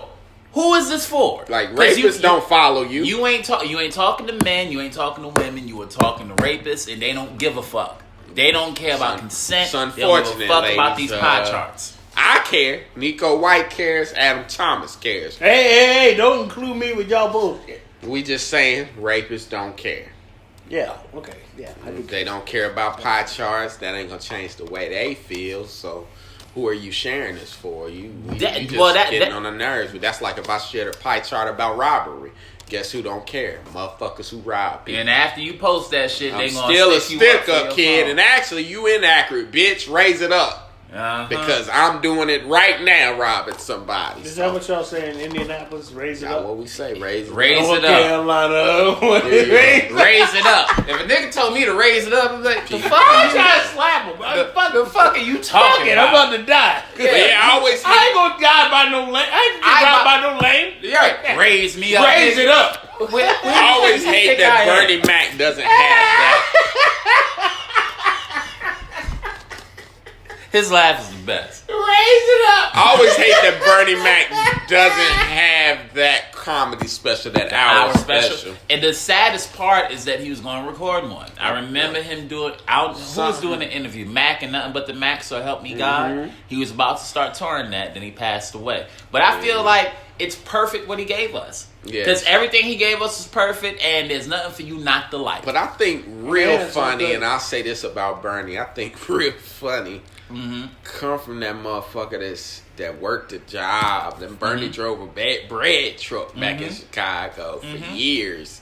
And I mean, he didn't go to Hollywood till he was damn near 40. Yeah. He built it up. But he was cooked in that salsa, like just being one of the guys. And he was, just so funny and so unique, man. He got to be a person. I don't know because I don't agree with the job part, but I do agree in the sense of it seasoned him. You know what I'm saying? It was a lot of struggle. I read his book. Yeah. And you think about his mom passing when he's like 6. Yeah, it's a lot of pain there, man. It's a lot of pain. Him telling the story about her watching Red Skeleton and all that on TV. Red Skeleton, yeah. Skeleton. Yeah. Skeleton. It's all right. It's all right. It's all right, brother. You know talking about Captain America earlier. It's fine. He thought it was Red Skull. It's fine. It's whatever. Red Skeleton. You know what I'm saying? Red Skull and Red Skeleton. Don't worry about it. Completely different people. They fucked them up on the show. But nah, Bernie Mac, that's good we broke into that, Neko, because we was missing the jobs, and you are in a rare percentage of people that I know. If y'all don't know, Neko started very young. 14. And, I gotta say, Neko's never had like a traditional job. I've never had a standard 9-to-5 job. I've only made money doing stand-up. Which I find to be fucking amazing. Thank you. Neko's one of my few people that, like I said, I think we're about the same time. Where are you at, Neko, as far as time? This is 11 years and like 4 months for me. I'm a year beyond Neko, 12 years, which recently I shared my anniversary, which is November 6th, and I came on Facebook to tell all the youngsters, like, I got booked through MySpace. Like, I'm not going to tell y'all how long, but I got booked through MySpace, okay? Yeah. So it's been a while, and Neko, you can remember getting booked through old MySpace, I can remember when Facebook was new, and not a lot of people had it. Nigga, I was still getting booked off a house phone. House phone. Talk about how crazy it is. I didn't have a cell phone until 2010. Crazy. So I was already 2 years in. Motherfuckers would call my house. My mom would answer and like ask permission for me to do their show. Speak to, okay. Moms wasn't handling that? Who? Motherfucker, I don't know you. Huh? What's a sim? It was like that. Right. That's dope. I mean? That's dope. But it's crazy to see how much how much time has passed, because like I'm like people that are starting now, I'm their age. You feel me? Hilarious. Yeah, I see that a lot with you. Where a 27-year-old is asking, how old are you? I'm 25. A 25-year-old. Yo, so what should I? And I get calls from 35-year-olds. No, 100%. You've helped me a great deal. You know, me and Neko, I'm 1 year beyond Neko's experience, but I got to New York, 6 years ago? And Neko's helped me a lot along the way, you know. All this nice a whole shit. Fucking lot. So I appreciate him. No doubt. And we're not going to ignore that Neko just did like a little Chris Brown movie. Yeah, man. I've had enough Johnny Walker sitting here with y'all. He got that in him. He feeling good. Good. It's all to the good. But Neko, who's some of your influences, man? If we talking on the famous, as far as comedy, talk famous and talk on a local level. Yeah, because I want people that's listening to get who you really watch. Yeah, like right in front of you. Got you. So as far as the people that were famous, the early influences were Cat, Chris Rock, and Martin Lawrence, and Seinfeld and Richard Pryor. Because my brother bought me, when he found out I was doing stand-up, he bought me like 17 fucking DVDs. Okay. And we didn't have cable for a long time. So I remember back when our neighbors were moving out, they had like a garbage bag full of DVDs. So they brought them up to us. So I took out all the porn and all the comedy DVDs, right? So don't skip over the porn part right there. I mean, it was what it was. It's not November, but we ain't gonna get into whatever you was watching, the Day of Fires and the whatever. I don't even know them hoes' name, but God bless them. But I got Cat Williams, The Pimp Chronicles Part 1, Never Scared, which I had seen before. I always been a fan of comedy, so I watched those shit so much on my PlayStation Never Scared 2. Is great, Chris Rock. That the laser like cut into the disc. Hilarious. That's how much I watched them shits. Richard Pryor here and now. I remember that era, bro. You had to have a DVD on at all times. Straight up. So I watched them first. Steve Harvey was one of the first dudes to make me like bend over laughing. And it's not stand up, but I think it's some of the best sketch writing accidentally. Oh. R. Kelly Trapped in the Closet, part 1 through 12. I watched that shit so much that my mom was sick of hearing the tune. And Rufus and all that. Yeah. R. Kelly wrote a magnum opus there. So now with the local guys that I watch that influenced me, it's all right. I'm gonna miss a couple, so sorry for that. But Mike Yard is one of the fucking baddest motherfuckers you can watch. Mike Yard is on Shorty's Watching Shorties. He tells a story about the tiger in the apartments. Mm-hmm. Or Bad Boys of Comedy. That's how I got introduced Boys of to Comedy. Wow. So, shouts out to Diddy. We missed the rappers that would go into comedy. We need that shit now. Because Dame Dash kind of had a lot to do with Kevin Hart getting big opportunities. Yep. Like, damn, where the rappers at now? Lil Uzi Vert, give me my shot. Or Chance or J. Cole. You said all your friends is dead. Come on. I got some jokes for you, Lil Uzi. Get into the game. So who else influenced you? You had Mike Yard, Mike Britt, Donnell Rollins was a big influence of mine. He was one of the first people to ever fucking take me aside, give me advice like a mentor. Talent was a good dude. I would watch him a lot. Let's back up a second. Go for it. Because you mentioned Donnell Rollins. For those of you who don't know, Donnell Rollins is Ashley Larry on the Chappelle Show. He is. It's a little piece of comedy history for you. Still out there headlining clubs. Just watched him tear down Caroline's, by the way. Phenomenal performer. Thing that's crazy about him is that he's one of the few people that I think their career has gone up as they've gotten older.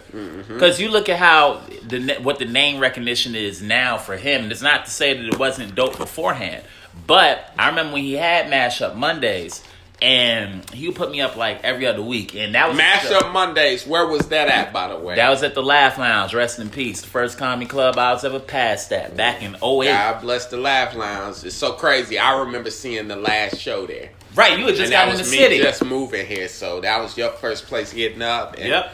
The last place I seen it go out of business. Yeah, go out of business. Laugh so Lounge. He would host a show there called Mashup Mondays, and like you had like me, Annie Letterman, who's on like God Code and everything now. A lot of people came up through that show. He was a real good dude for that. But if you bombed on that show, and that's one thing I appreciated about black comedy in general, if you took an L, you were gonna feel responsible for that L you took. Bro, they gonna rub the L in. Oh yeah, you gonna feel that L. I bombed at Mocha's one night and Smokey played funeral music. Yeah. Shouts out to Smokey Sorry. Yeah. With the funeral music. But it made me so much better. That's why I get angry at the kids now that are going on stage and get angry at the host for saying anything after they bomb. It's like, you gotta hold that. If you did bad in school, your teacher would come up and sometimes put your bad grade. You play bad on the court, LeBron gonna yell at you. Right. Or worse, Draymond Green. Hell, we see him and Kevin Durant. Straight up. But yeah. Then you had people like the Hadia Robinsons, who shouts out one to of my favorite comics by far. If you ever get a chance, look up HADYUAH, I think. Robinson. Her, Don B was another fucking beast. She's like, to say a female Donnell is almost a little insulting. Yeah. But she had similar energy to what he had and would just rip the rooms. And you spend a lot of time watching, which that's important because a lot of comics now, I can't count the number of young comics I see outside the room, and it's like, y'all not watching? Yeah. And it's because I ain't gonna lie, maybe it's social media and the fact that they can follow somebody or that person can then show them love and follow them back. But it makes them feel like they at the same level as you when it's really like, hold on, youngin'. Yeah. Or even if we the same age, you're not the same experience as me. Yeah, but believe me, I get that. So they'll be sitting outside the room, and I'll get young guys that only heard of me, right? Yeah. And they don't really know. They just know that I'm their age. So I remember there's one kid. He came up and he's like, "Yeah, I heard of you, Neko White, blah blah blah. You're 23. I'm 23." I'm like, "Okay, man." So he's talking to me, and then he started that competitive shit on some all right, well, I just know I have to do as good as you on this show. I was like, oh, word, when you up. But why would you think you could do as good? But not even, no, because you should have that type of audacity. Nah, you should have that confidence. That's but fine. To say it to me is a whole nother level. Right, so when I said, okay, man, so when you going up? He said, oh, I'm doing checks. When you going up? I said, oh, I'm closing.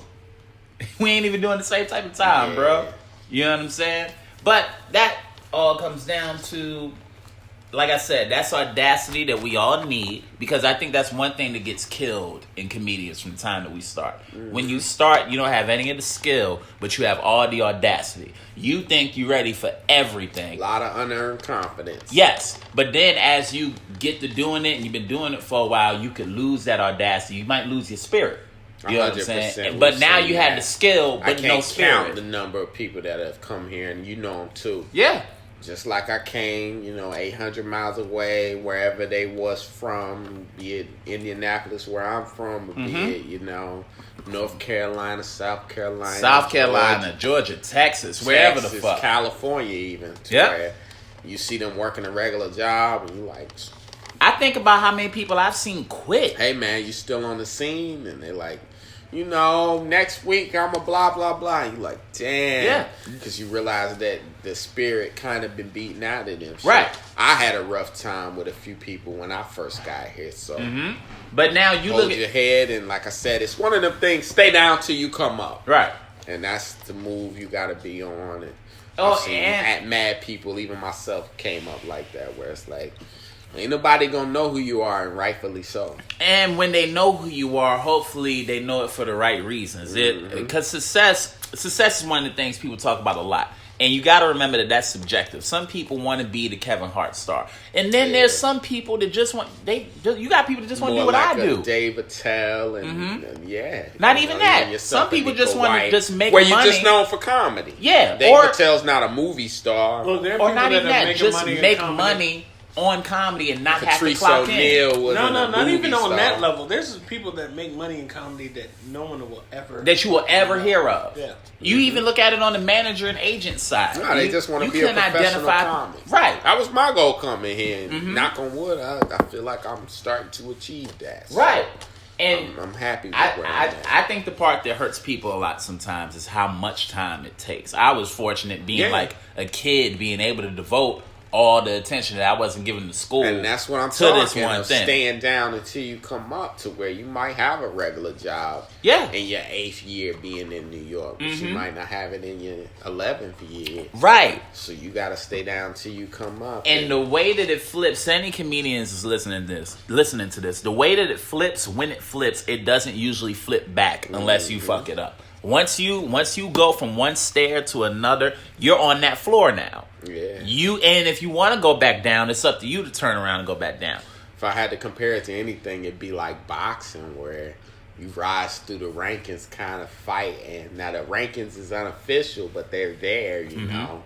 And you can become a contender. Yeah. Instead of a pretender. And then you get in the clubs, get past that one, get past at this one. By the way, what was the first club you was ever past at? The first paid club, spots and all. The first club that ever passed me, it's almost a tie between the Laugh Lounge and Stand Up New York. Okay. So I was about 16, and I started going to the Laugh Lounge. They paid me starting probably about right after I turned 17. Then Stand Up New York, when the ownership changed, they did the renovation of the room. I met Gabe. And which is funny. I'm gonna cut you off just to pause for a second. The renovation of the room, you can watch Seinfeld, Comedian, and that documentary is on Netflix or YouTube or wherever you look it up at. And you'll see the old room and then you can come see the new room. Yep. And that's the one Nico's referring to. And so that was one of the first clubs to pay you. That's awesome. So were you doing like check spots there? Or I did everything. I started there when I was doing open mics under my fucking stage name. And the reason why Stand Up New York is important to me is I remember Greg was the booker there at that time. And I asked him, I said, how long do you think before I'll be able to work this club? He said, I'll say about 7 years. And then that was 2008? In 2009, I think I was doing my first check spot, and then a week after the check spot, I was hosting.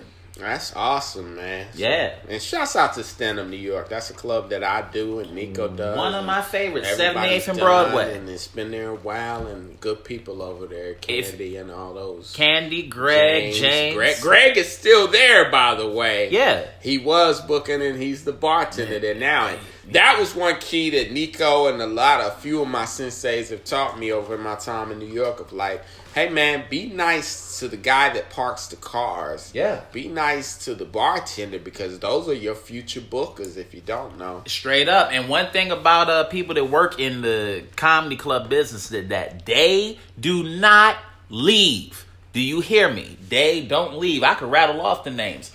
When you think about it, there's a club open now called the West Side Comedy Club. The people that own and run that place met each other when they were both waitresses and waiters at Caroline's 25 years ago. When you look at Becky's a manager now. Becky used to serve the drinks at Stand Up New York. She was a waitress. 100%. Christine Marie Evans, same deal. She was the hostess at Stand Up New York. Now, it's all the way to the cellar, bro. Yeah. It be the person that's a waitress or a person that seats you or takes your coat. Yep. That you ain't paying no mind to that'll recommend you to them big time bookers. Yeah, or get the job at the TV channel and hit you up for that pilot you've been writing 100%. For years. So I'm going to ask you this. What do you think... describe your experience in like Montreal, man, because a lot of cats want to get into the Montreal Comedy Festival, biggest comedy festival in North America. So describe your experience with that. Amazing. So it's weird. So the way that I got that in general is even shocking. So first I had I won a competition here in the city called the March Madness competition, right? And I had a little... At Caroline's, yes. So I had big a little... competition. Some buzz off of that, right? I had started doing all my industry meetings. At that same time, I started meeting with agents and managers for the first time ever in my career. So now I meet an agent and manager that I think like, okay, maybe I work with these people. Then April comes along and I get an email saying, yo, do you want to audition for the Just for Laughs Comedy Festival? I had never auditioned before. So I said, fuck yeah. So I go down to New York Comedy Club. Shouts out to Emilio for putting me on the audition thing. Go up, murder. That's one of the sets that I'm very, very proud of. Now, I tore that shit up. I leave. I have another show. I have comic strip and I got to host Stand Up New York at 10. Tell you how God worked. I leave. I go up to Stand Up New York. I go up to comic strip. And me and you ended up riding over to Stand Up New York. And I get a call from Emilio. He's like, hey, where are you? Jeff and Hannah want to speak to you. I'm like, well, I got another show to do or whatever, so I don't know what to tell you. I jump in Phil's car. We go over to Stand Up New York. Funny enough, show's canceled. Phil, being the angel that he is, this motherfucker, we could have died in that taxi trying to get back down to New York Comedy Club. Nigga, we get down to New York Comedy Club. I'm looking to talk to Jeff and Hannah. They're gone. 20 minutes later, Jeff happens to come back because he left something or some shit like that. So he gives me his card. He says, call me tomorrow. I call him the next day. He's like, yeah, what's your, basically asking my stats. So I tell him I'm 23. I've been doing comedy at that point for what? Was it 8 years? Or 9? One of those. Right? So, no, it was 9. And he's like, oh, well, yeah, we really like this set. Are you repped? I'm like, no, I'm not repped. Come to find out, because Montreal, Just for Laughs, they have 2 showcases. They have the rep showcase, that's for people with representation. They have the unrep showcase for the people who do not have representation. So the showcase that I did was a rep showcase because Jeff thought that Emilio, the owner of New York Comedy Club, was representing me when Emilio just offered my name up to do the showcase. And I got the show Improve in front of the man. So he was like, well, if you're taking meetings, just take your meetings. And because I'm not saying that you'll get it because we don't know. But if you go for the rep one, it's a numbers game at that point. Yeah. You know what I'm saying? You might become Power a victim. agents start playing. There you go. It all depends on relationships. Hierarchy. At that point in hierarchy. It's hierarchy. Exactly. So now I'm like, okay, cool. So I start taking meetings and I'm trying not to, because they'll scare the shit out you. They'll let you know. And if we find out that you told anybody, damn it, you ain't going to do shit. I don't like telling. I got some shit I can't tell y'all right now. That I'm so just shut up until it happens. So now I'm waiting and turning people down and like, no, I don't know, blah, blah, blah. Left that week open though. Oh, nigga! If you ever want to know if somebody got Montreal, ask them what they doing the last week of July. Yeah, there you go. Ask them what they doing the last week of July. If they say, "Oh, we on the road," bullshit. Yeah, real generic. They can't give you no specifics. Yep. But so I get up there and had a dope time. The shit is. Even if you don't get a chance to do the festival, have your passport ready. Have your passport so ready. Those of y'all that are felons, I don't even know what to tell y'all. So, sneak on the Greyhound, act like your cousin. Chinatown I bus. hope you got a cousin that look like you, because you're going to need it. Chinatown bus. But when you go up there, go up to Canada? I'm sure they do. Shit. Wow, that's Chinatown crazy. bus I didn't even know they go that. everywhere. Including China. Yeah. They got underground tunnels, El Chapo, huh? So when you get up there, all of the industry that you could ever think you're gonna meet is there. Yeah. They're right there. They in and the you Hyatt. got on Kevin Hart's LOL network. Kevin while Hart's you was LOL up there, network. right? How did that come about? That people. We were one of the first years in Montreal where, because usually if you did like New Faces and stuff like that, you didn't really get any. New Faces. That's for Sammy Sosa and Lil Kim and all of them. New Faces. That's what they do. Michael Jackson did New Faces back in the day. Nah. What was you saying? So when you do New Faces as an unrep person, you put yourself up. You know what I mean? You get your hotel. Now, there was no like paid showcase, as far as I know, for the unrep guys. Now, Kevin Hart, he had just launched his network, and they were doing this thing called LOL at JFL. And they had all the guys that did it. We all did like 8-minute sets. So if you were a new face for Montreal, repped or unrepped, you got that show. And we did it. And it was dope. We did it. It was dope. That's all I can tell you. Shit was amazing. Awesome, you man. could check that I out. remember you telling me you got Montreal and just being real excited. Like I said, biggest comedy festival in North America. Well, facts. Because you got that. I got that. I got my manager and agent from that. And then after that, I got a couple other things too. But yeah. So he did real well out there. The set is still on LOL Comedy Network. That's Kevin Hart's network, folks. Go look that up and find that. Or look and on be my a fan website. of Neko White. I'm not just here for y'all to be fans of me. I want y'all to be fans of the guys I'm fans of. Yeah, This guy works all over New York and damn it, I work all over the country. Everywhere else. He just came back from Speak on it, King. Virginia Beach Funny Bone. Yes. We're going to go on and transition into the motherfucking tough talk portion of the podcast, my favorite portion. Keep you for about 20 more minutes here. And we're going to start off with a story about one of the fights that I had. My mother actually saved this write-up and sent it to me because she always tell me whenever I make it, don't forget that she sacrificed a lot of time and a lot of arguing with teachers and whoever else. We're going to let my buddy Adam read this next portion. This is a write-up that I had from a fight that I had on the bus in, I think, 2nd or 3rd grade. I can't really remember, but Adam going to tell you. Yeah, and I want to make sure you guys know that how much of a menace that Phil Christian Michael Hunt is. I personally, when I first read this, I was a little nervous living with him, because this is really scary, guys. So just put the kids to bed.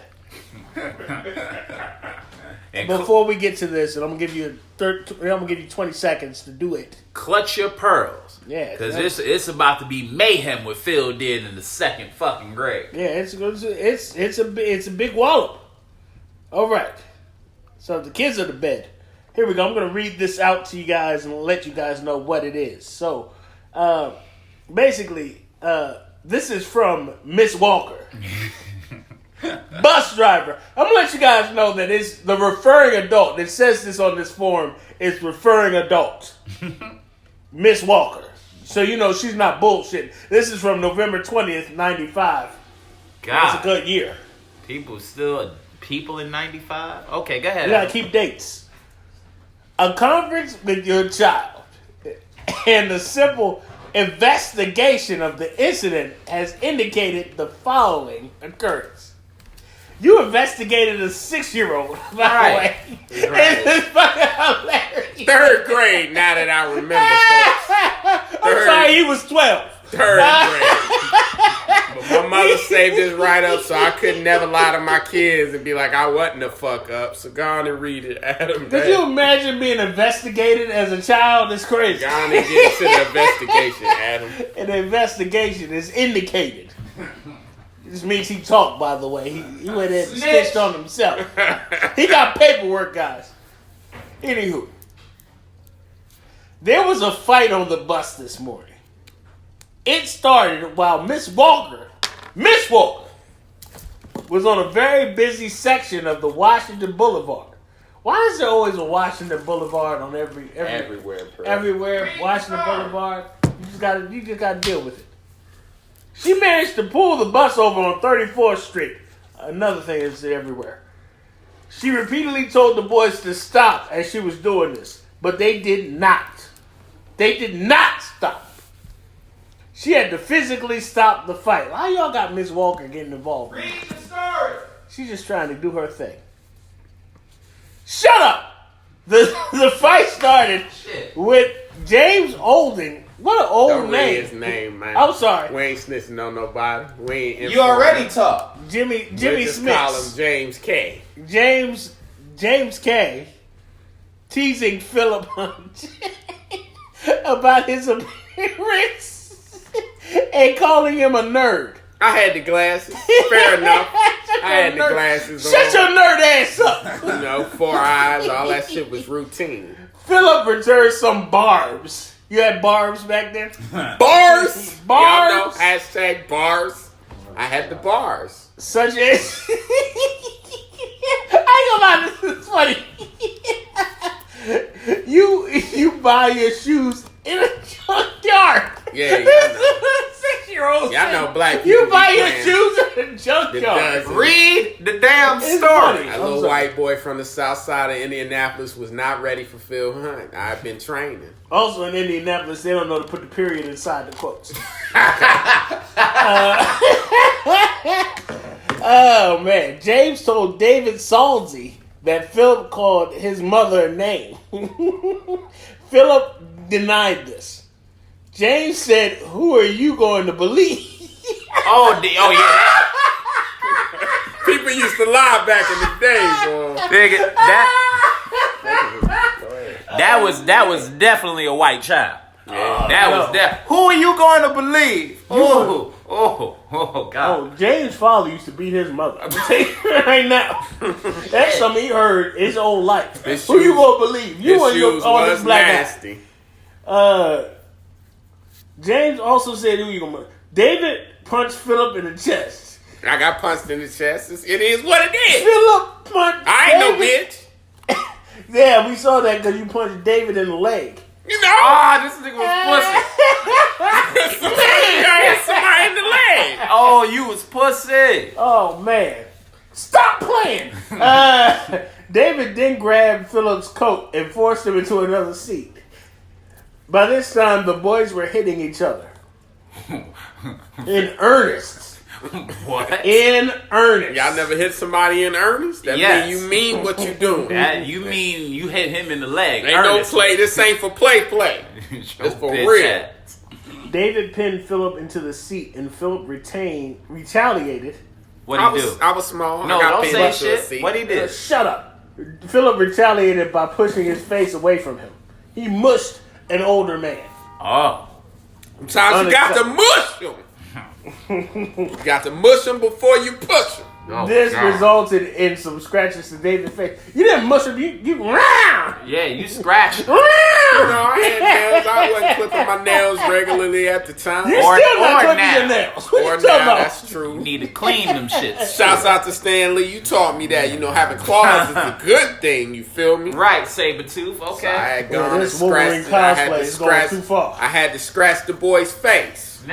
Now tell us how the story ended, Adam. This resulted in scratches You know, in David's face. I do my damage. At this time, James was urging David to continue fighting. James got y'all looking fucked up. Yeah, James ain't shit. James was instigating like a motherfucker. I remember this fight, and James is the whole reason we got into a fight. James got so fucked up. He ain't y'all looking stupid. Older kids used to make younger kids fight like Pokemon. Hey, he said something about your mother. And he'd be like, I don't even know your You mother. gonna be a bitch? Your mother made me crepes the other day. I love your mother. And then they'd be like, what he said about your mother? He said he was trying to fuck your mom. He was trying to get it from your mom. And what you fitting to do about it? Older kids always made the younger kids fight. Before Pokemon, that was what they had. As a result, the following actions have been taken. Phil has been reprimanded. And Phil has a bus suspension. I was suspended from the bus, folks. My mother was pissed. The small bus, too. No. So y'all know that shit was... What other bus could I fit on? 8 feet by 3 feet. All the buses. But, yeah, man. Look, you know what's crazy? Is like now as an adult, you realize your kid being suspended from the bus, how angry that you would make you. Yes, if you had to go to work, my mother was pissed. Oh, my God. I'd try to kill you. Like my kid I gotta take my kid to school now. I think my mom's was working for Bank One, which is now Chase Bank. Yeah. That's how old I am. But yeah, at Indianapolis, and So is that the end of the story? Pissed, and that's the end of the story, brother. I had to scratch somebody's face, so had to get it in. Don't really get too close to me, man. I got it in me. Shouts out to Stan Lee, Wolverine, Deathstrike. Mm-hmm. Y'all know what Deathstrike do? Yeah, she a lady. You mean she Lady had them claws. Lady Deathstrike had them claws. So I had took notes from Lady Deathstrike, and I thought I might have to scratch somebody. You thought you was a lady, nigga. In public school. Which leads us to a next portion. Neko, man. Tell us about some of your fights. What's the win-loss record? Yes.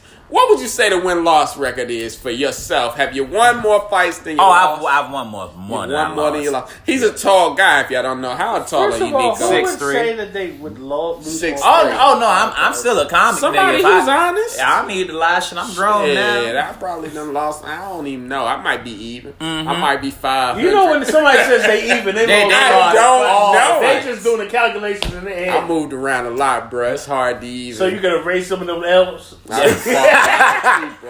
Them shits follow him like a Pokemon. I'm like the Browns. I done tied a lot this year. You feel me? A lot of ties. So they didn't see second period. So Neko, you would say you won more than you lost? I definitely won more than I lost. Y'all can't see Neko, but how tall are you, Neko? I'm about 6'3", which means his reach is good. Oh, the reach is crazy. How long you been that tall, bro?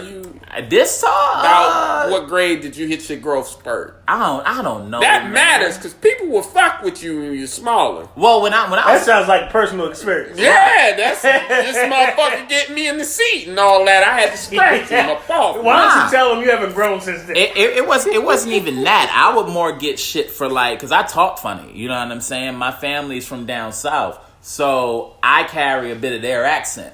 So being from up here, talking like that, I'd get shit all the time. You say you had a list? Is that... The list? No, they didn't register the list. Not even it was just the actual like sound. Was Southern. Yeah, it was the actual Every sound. Every now and then, that's funny because me and you will be out together and people will be like, "Where y'all from?" Right. I know I talk Southern than a motherfucker. Right. Second, I'd be like, "Ranch on them wings." They'd be like, "Ranch."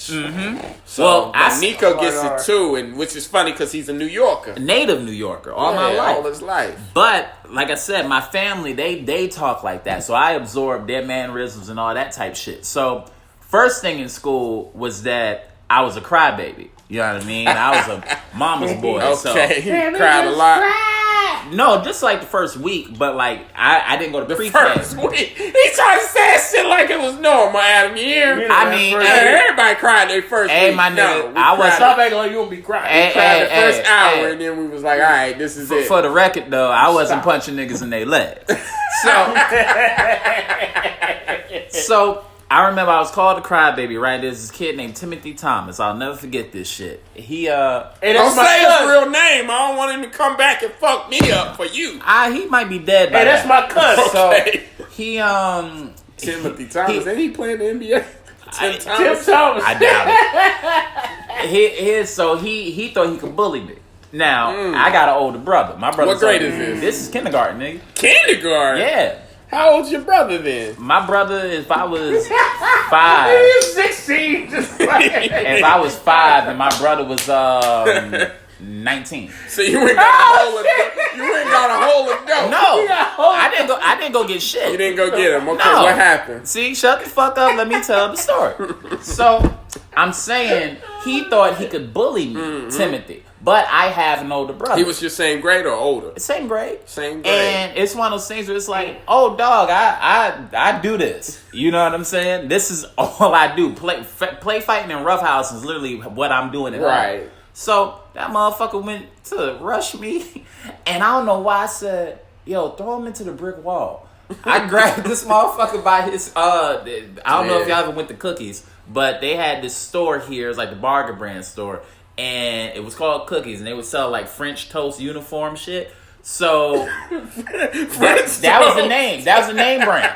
That was the name brand of the shit. So I grabbed this motherfucker by his sweater and tossed him into the fucking brick wall and nose first. And it's one of my proudest fucking moments. I remember Miss Santos coming in, but I was a good kid. So he was a known bad kid. Miss Santos, you definitely went to school in the Bronx. I definitely did. Okay. So Bronx. they came and they took that motherfucker in there, put the little 2 things in his nose to stop it up from bleeding. Haha, bitch. So then the next fight, we're gonna talk about wins or losses. That we talking about. That was one of your first wins. That was your first fight. That was my first. So you win. came in the game with the W's already. Hold on, hold on. Well, Because we're going to exercise him. We're going to get you on an episode, though. We're going to really exercise you, too. And Lord knows You he be needs sneaking up on me. I just want to hear about when he got his ass whooped. Oh, okay. Oh, that's So, no, resource. hold on. Not him. But you. So, you definitely in the Unlike Bronx. y'all, I do admit when I get my ass whooped. Oh, as do I. Definitely in the Bronx. Miss Santos, we knew that was up in the Bronx. And that was where you was going to school at. Yep. And did you Mom's had an what I apartment in wanted the to Bronx. ask was boom, exactly. Yeah. What was your mother's reaction? Because mothers react a little different than fathers. Oh, my mom's is about that action. So if I wouldn't have did shit, because she told me a minute, I don't give a fuck who hit you. If I find out they hit you and you ain't do shit, I'm gonna whoop your ass. So my family is and when it comes to me and my brother, they have no sense at all. You get what I'm saying? So two boys, so yeah, like, they go hard. Yeah, No sense. because you got to get back home. That was, you would have thought I was a cop.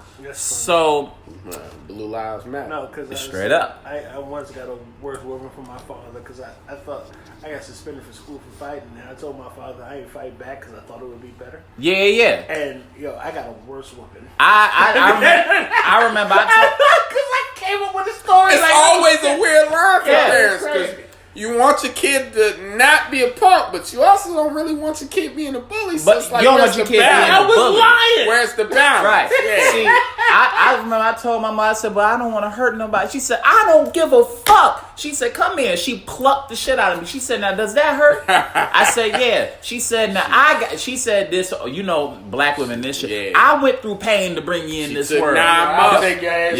Mother don't let you forget how long she took. That's why the best diss track for Eminem was his mother. Hey, his mother beat his ass. I don't care what nobody say. When she said that line about 9 months, I said, "You right, Miss Debbie. Debbie Mathis, you won this battle." Y'all is silly. And even M had to take a knee. That nigga took a knee like Kaepernick. I'll- Mama, I'm sorry. Let's work it out. I'll tell you 2 lost stories, right? So, this one, I was in 6th grade. There's this African kid named Jeffrey, right? African. He don't care nothing. Yeah, no, and me and Jeffrey didn't get along. You know what I'm saying? Because Jeffrey used to smell Joffrey. bad. No, Jeffrey. no, Jeffrey. That And was his real name, or that was the name he told And he you? grew no, up that to was become that Young Thug. that was his real name. I ain't gonna say his last name, but Hey, I don't want to get beat up in none of this shit. yeah, no, Jeffrey might be in law, but Jeffrey was What grade about? this is 6th grade, bro. Okay, so y'all was damn near adults. Stop it. So this is 6th grade, and You certainly laid the law on your ass. me and Jeffrey going back and forth for like days. You know what I'm saying? I'm saying because he used to smell bad. It's not Oh, no. So I mean, making fun of the immigrants. They don't know nothing about no he ain't no deodorant. goddamn immigrant. He was born here. Use They some don't fucking know nothing deodorant. about no deodorant. So now you know how it is. Kids I have don't know which recess. is more ignorant. Fuck you. I wasn't making fun of being an immigrant or for being African. It's that when we go to recess, like bring deodorant to school. You know what I'm saying? So playing touch football, smell Anyway, we go outside. We used to have an alley at my school. So he's like, okay, we're gonna meet at the alley. So we get to the alley, nigga, and I'm such a nerd. We fighting, right? And I'm landing hits on Jeffrey, but Jeffrey, like, your bitch ass got nails on him, right? So this motherfucker goes and he fucking scratches me, and he catches me in the back of my neck. So I go to fucking tap that shit because like shit feel like I'm bleeding. That lady death. Boom! There we go. Hit you with that Black Panther. Nigga, that motherfucker caught me with that left and that right, and I'm getting hit, and I wanted to be a wrestler, so I'm getting hit. I'm like, I'm not finished yet, or some shit like that. Nigga, I was a joke in the school for about 6 months. And then funny. So hold on, because that's a funny level when you figure out, that's shit. Hilarious. Yeah. Especially girls. We had Quan on the last episode. Quan straight up said, yeah, it was a shorty in my art class I tried to get at. She was like, nah, you be getting beat up. Yeah. And you realize the girls in your fight record is connected. I ain't gonna hold you, not to get into my bullshit, but like I remember I lost a fight in high school. Yo, this chick, who I'm cool with now. But she was like, yo, she really get beat up. Like, she said that shit in the middle of class. Ladies, if you're listening, if y'all don't know, Black women are nothing worse than getting beat up in front of y'all, because it's a whole reaction. We can't even talk to y'all the same, yo. Dudes be like, it's good. I seen you had on your church shoes. Yeah. You weren't ready for clearance. But this how salty I was, right? So he took the W, right? Okay. But I knew it's like your neck. But look, it's like a nigga that won in a boxing fight or lost due to decision because I'm like, nah, nigga, I know I landed more hits. Fuck out of here. So you want that rematch? That's all I wanted. Want the rematch? Yo, from that point to the end of middle school, I was telling Jeffrey, my nigga, I want to run that back. You know what I'm saying? Like, we gonna run that back. Run that back. Run it back. Run it You back. got to do that again, fam. Then there was this kid that I grew up with, right? So you never fought that kid again? Nah, me and Jeffrey never shook it. Damn, Jeffrey. I still want Jeffrey out there watching you on LOL Network. Like, I got the best of this motherfucker. Yeah. No, you didn't, pussy. You scratched. I got him, man. That's how you always feel. I ain't gonna lie. The few people I lost to wake me up in the middle of the night like, fuck that, I'm gonna beat his ass. So there was this kid named Tyreek. Everybody. Right? Mm-hmm. Down from where I'm at. Mm-hmm. And it had to be maybe about 13, 14. Right? Damn, because you coming into your manhood at that point. Well, yeah, but that's when your wins-loss really counts. Right. 6. Yeah. Y'all be friends the next day. Oh, no, not 13, 14. Yeah. You hold that grudge for a while. Yeah. Nico been always holding grudges. Yeah, no, skating rink on. That dude that he fought in 6th grade, he's still with. Oh, yeah. Because like I said, really, I think it's the girls. Because the girls start being like, you lost in 2 fights to old boy. Yeah. Damn. Or you got multiple or you get that one girl. Learn more about Phil. Hold on. Or you get that one girl that's real. She's real dope. Like, nah, you tried though. You know what I'm saying? Yeah, like, that's even worse. This fight was better than when the last one. She believed in you. Yeah. Don't break his glasses. Get his glasses. I hate glasses. Phil was getting his ass whooped. Oh, God, somebody was like, his glasses. Y'all done been glasses. Y'all stop. His glasses is broken. Yo, that's enough. So that's when you really lost, when the girl me and his glasses. Me and Tyreek, we this motherfucker had to be older than by at least 3 years. Mm-hmm. So we walking from me and my godbrother Sean. We walking from the Chinese restaurant. My grandma wanted some grapes from the store. I got those and shit. There's this kid that Tyreek was hanging with who I couldn't stand. This motherfucker had these fucking slick snake eyes. Like, you know how you looking for something? Like he was searching for his dad or some shit Sounds like that. He was looking for something. Yeah. So we walking back and homie is basically telling Tyreek, like, you know, I bet you won't hit Neko. Now I don't know why. Remember that? I bet you won't hit him. Right. That's needed sometimes on the social media.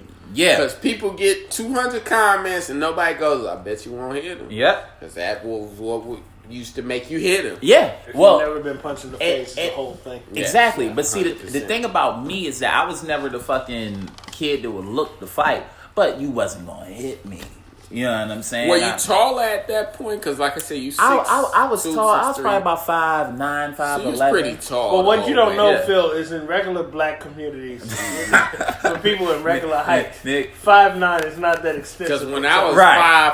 5'3", people You all mean, Shut up, you you still mean 5'3". yesterday? What are you talking about? If you don't let me get through this story, Look, I'm 5'6" with heels. Fuck y'all. this nigga said I'm 5'6" with heels. I'm done. Protect your People head. used to fuck with me all the time because I was the smaller guy, but I feel like you the taller guy, so you the Yeah, but opposite I'm lanky. experience. You know what I'm True, saying? you're not a bulky guy. I'm You lanky, skinny, so tall and skinny. I mean, Motherfuckers let's is be honest, everybody's taller to you. right. But Hell see, with with you. me, people You assume taller that. on your side, fat boy. Oh God! Oh God!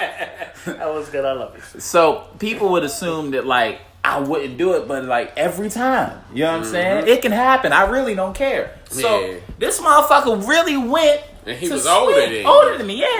Yeah, So this motherfucker goes to swing. This is the first fight. We had to fight like at least 8 times. So he goes to swing. He misses. We shake the first time. I take the W. I fucking ripped his shirt and everything. Okay. Sent this motherfucker back home.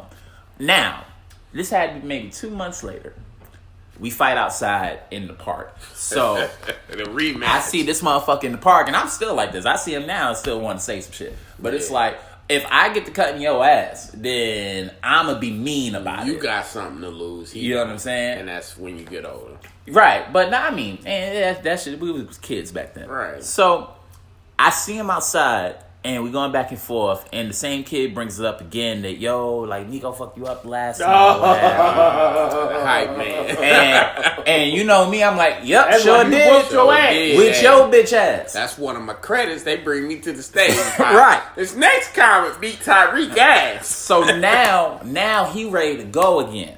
So I should have known that I wasn't really prepared for this shit. Yeah. Cause that nigga was too ready to go. Like he had been training. He been training about you. So we go. We used to have a circle where the sprinklers was, and that's where we would fight. You don't step out the circle. Now I didn't want to go too crazy because my mom, we live on the back side of the building. I didn't want her crazy ass Black looking out people the watch window. too many kung fu movies, by the way. You way too much. Way too many. It just All was a this natural- honor amongst thieves. Yo, shit. it's just this is circle. You can't get out of the circle. So we shake, and I remember this motherfucker hit me so hard that I thought to myself, nigga, you falling.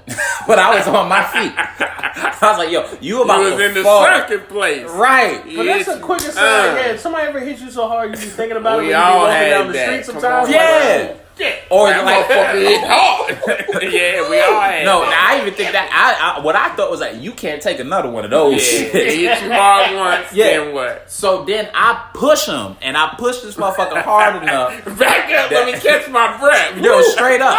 Woo, where that ass from? So You're right. I push him, and when I push him, he that little crescent moon shit. So he falls into a sitting position. So now I take all the strength that I got. I rush this motherfucker. I figured I'm gonna throw this punch. I'm gonna hit him. I'm gonna knock his ass out. Yeah. Cause this can't. The continue. one hit a quitter. Yep, nigga, I missed all that shit. Oh no! Put all his strength behind it. The one hit a quitter. Oh no, he came back round. And it was a misser. The one hit a quitter missed. And boom. No, it missed, right? Yeah. That motherfucker went to catch me, and he probably would have put me out. That motherfucker went to catch me. Big Rob came like, y'all break this shit up. Blah, blah, blah, blah, blah. Saved by the bell, nigga. Sometimes you get saved by the bell, man. Oh, no. It is what it is. When you get saved by the bell, yeah, we're gonna let you. My nigga, when I tell you, I was so happy Big Rob came, because I'm still talking shit. That was the thing I always say on here. Fighting in school, you fight a lot in school. Somebody stops it, whether it's a teacher, classmates, whatever. But once you start fighting in the streets, you like, oh, this is a whole nother level. nobody coming. Yeah, ain't nobody coming. They happy y'all fighting. And if you losing, you be, come on. Come on. So you a little younger than me. Was you pre-World Star ever? Because I was pre-World Star. yeah, that's my shit now. I'd be like, I've been knocked out, but I'm glad I was never knocked out on World Star. I ain't gonna lie, I lost a couple of myself. I wasn't never the video of the day. Yo, the worst that could happen is the neighborhood know about it and they laugh. And you come back outside to the courts or whatever, and it's a funny story. And like I said, the girls, once they learn about it, oh man, you done. The girls, you can't fight them, so they'll bring it up whenever. I ain't gonna hold you. The same you chick, cute, but you got knocked out. Same chick in that last story, like, yo, I'm still cool with her, but it's what chicks do. What it is what it is. They laugh at you because that's not their game. Their game is being pretty. So that was a fight that you lost. You would say that was an L. Oh yeah, no. This is why it was an L. Because please put this on pause so I can. I got you, bro. Boom. So I was never the world star, but we did have like the YouTube videos of debauchery that motherfuckers were getting. You know what I'm saying? You of that generation, you of that age. Man. Oh yeah, me and Adam are fortunate. Oh, thank God. We're a little before the camera phone generation and the video phone, definitely. Nah, y'all didn't have we used to have Razor clips. That's motherfuckers. Really embarrassing. People when didn't they think got about you on like World Star. I think it's a generation thing, because like people of my age ain't really think about like when fights were happening. Like, let me get this on camera. Let me get this on tape. Nah. Like, it was just like, yo, motherfuckers is fighting. Oh, man, you was just taking your L with the few people who was on your block, lucky enough to witness the fight. So it is what it is. But yeah that's crazy, man. You lucky old boy broke it up. Because like I said, I remember my first fight outside of school. And you like, oh shit. You 3 minutes in and you like, I'm not Floyd Mayweather, motherfucker. Right, I got the win. I ain't ready to go 12 rounds with you. I thought I was going to come here. I was going to hit you. You was going to fall. We used to say it was 3 hits, right? Me hitting you. Or 2 hits. Me hitting you and you hitting the ground. And that was the fight. In our minds. But when you really fight, it's way more than that, and ain't no teachers to break it up. I'm wild. If you, God forbid, you get me to you came up in Harlem and Bronx, and that was where you went to school. You get me to a point where I black out. That man is a different human being than I am. Let me ask you this before you get out of here, because we done had you for a minute here, and I appreciate that. No doubt. Whole 2 hours. That was just. You ever been jumped or jumped anybody? I know. I tried my best not to jump anybody. Have I ever been jumped? I always thought that was bitch shit. I never liked jumping. I was almost jumped. So, and I'm gonna put this story in a TV show I create one day. Time. I've been around you. That makes sense. Dumb enough to show up somewhere being honest. No, look. Here's what. Well, you in prison, so I'm happy. Here's what I did. Right. So it's me, my boy White. You know what I'm saying? Who's like a brother to me. Fucking Tone, Sean, this girl Jasmine. So low key, I had a little crush on Jasmine, but she was messing with Tone back then, right? Boy, so, they started a lot of it and don't even know it. Nah, not even. She almost got me fucked up. So we walk in because Tone wanted to get KFC. This fat motherfucker. So we go into KFC and I'm like, yo, let's just walk down 12th. When we get to 112th and 3rd, let's make the right and go straight down. Nah, we gonna make the right on 111th. Y'all got a lot of projects out there. Yeah. Claire and a lot of different projects. A lot of project beef. There you go. So we walking up 3rd, and funny enough, this shit is right in front of the police station, right? Damn, nigga. We see a group of what had to be 40 niggas, 40 of them. So white boy used to fight a lot. He ain't scared of shit. Right. So him and this dude had a fight. I guess a couple weeks ago. That motherfucker recognized him and said, "Get them niggas." Next thing you know, bro, it looked like somebody popped a fucking balloon the way these motherfuckers ran from where they were standing. So now, the way that it is me, Jasmine, Tony, Sean, White. It's 5 of us. 5 of y'all. Nigga, this is all dudes. The whole project. Running it up. You know who fight with you. So now I'm thinking to myself, okay, I'm out of here. So niggas turn to run, then I look, and Jasmine was heavy. So I'm like, oh shit. Yeah, I can't leave. I can't leave her. Bad, but a certain kind of dude will completely take advantage of it. I can't leave. Y'all got girls with y'all, this about to be funny. I can't leave Jasmine. Right. Nigga, the first 10 of them motherfuckers got close. Cause I was like, well shit, if it's going down, and I didn't carry my knife then. So I took off my belt, ready to deliver whatever the fuck I could deliver. When that first motherfucker got to me and he flinched at me, I went to swing and I saw 30 of these. I was like, I looked Jasmine right in her eyes, was like, I'm sorry, baby. So you ran. You like a motherfucker. Bolted out that motherfucker. Man, Now, you got long legs. Bro, I caught up to them in like 2 seconds. Hopefully they took it easy on the girl. Though. No, she was fine. All they said, why they running? She was like, cuz motherfucker, you chasing them. That's why. It's 40 of y'all. What you mean why they running? Yeah, it would have been your ass on the ground. That's right. That's New York though, different projects, and I see that. I definitely think it would have been hard to come up out here, boy. I mean, too many of y'all, too many different projects. It was, but I can't say that it wasn't fun. Like we'll look back on shit like that and laugh. Yeah, you get what I'm saying. I'll even see that we saw that motherfucker that same day because we was gonna go back. You know what I'm saying? Go gather up everybody and go back. But so that's interesting, Phil. When you say that, like you never had like different neighborhoods, different whatever. Like we had hoods, so 38th Street. My grown up years, Indianapolis. Phil was went too to busy a house party, growing his nails. You went to a house party. Yeah, I was gonna get scratched. I was known as the scratcher in the game, so it was what it was. I was Lady Death striking people. So, but yeah, we definitely had different hoods. But Nico, New York, all that, they got so many different projects that I'm like, I don't even know how y'all be because they're so close. Everybody got an auntie in the other projects. So. Well, niggas used to have safe zones on some shit like, well, if I see that nigga, I saw that nigga in the supermarket, but he was with his mom and his sister, so you gotta chill on that. Yeah, that's like Omar on The Wire and Sunday. Remember they had the truce on the Sunday where it's like old ladies coming from church, everybody with their grandmama chill. Right. How do we close this out? You gave us your best loss. You gave us your best win. You ever been jumped? You ever ran from anybody? You just told us you ran from them. Oh, fuck yeah. Have I ever ran from any one person? You ever been slammed? Yes.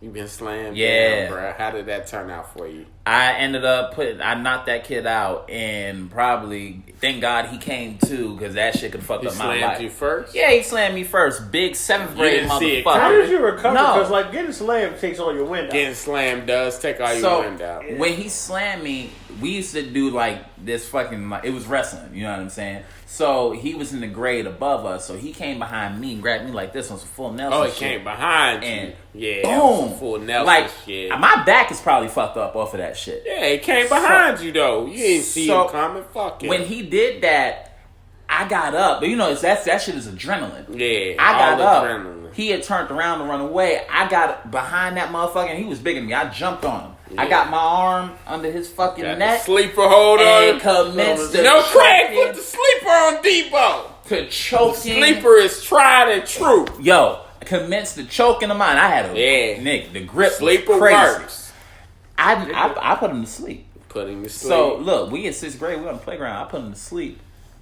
Motherfuckers went to lift this motherfucker up. Had the spaghetti neck. He was doing the Mortal Kombat when it's ready to finish him. Right. He was dangling. So you ever see somebody put somebody to sleep during like school hours or whatever? Yeah, it's hilarious. My nigga, I thought I killed him. I thought I killed him. So you know how kids are. We all ready to run from the body. Right. Thank God that motherfucker got up and like, groggy, but he got up. Yeah. I see somebody put somebody to sleep over the fire drill. Then what? What'd you do then? Shit went back to the rest of my playground. Oh, you just said, all right, that's enough. Not even. We just went back to doing what we was doing. Went back to doing what y'all was doing. Yeah, they were just kids being kids, but yeah, could have fucked something up. Boys will be boys. She didn't hold a lot of L's, but homie, if you was listening, he said your name earlier. Mm-hmm. I ain't gonna say it again, but don't come after me. He said the shit. Go get him. And shit, don't come after me, because I remember your face, and I ain't gonna play with you. All good, though. I appreciate you, folks that's been listening. Look up Neko White, like I said, LOL. That's Kevin Hart's network. Kevin Hart's network hosted a show on Vice, True TV, all that. He's on all that, coming hard. One of the best comedians in New York, man. Thank you. And not just in New York, everywhere. Yeah. My motherfucking sensei, he's taught me a lot, man. Look this guy up. He's And you can funny. find me on Instagram at Neko White 93. That's at NEKO WHITE 93. You can find my website, NekoWhite.com, and you can find me on Facebook, Neko White. If you ever get a chance, check out my Introducing Me tour. And if you ever get a chance to see me and Phil work together, some of the best money you'll ever spend. We'll be doing a show together in PA, December 15th. That's a Saturday. December 15th, people. Tickets for that will be available on my website very soon. So check that out. Find me at funnyphil.com, at I am Phil Hunt on Instagram and Twitter, just Phil Hunt on Facebook. If you're on there, Adam Thomas, where can they find you? At the Honorable AT on Twitter and Instagram, which is all deleted. So just go ahead and add me. But don't find There's him. no content there. So don't you worry about that. He a government informant. You damn right. I'm kidding, but thank you, Neko White, for coming on. Thank you for having me. I appreciate you coming on. Yep. Now let's go get this money. This has been Tough Talk. Thank you, folks. All right. Bye, everybody. Boom.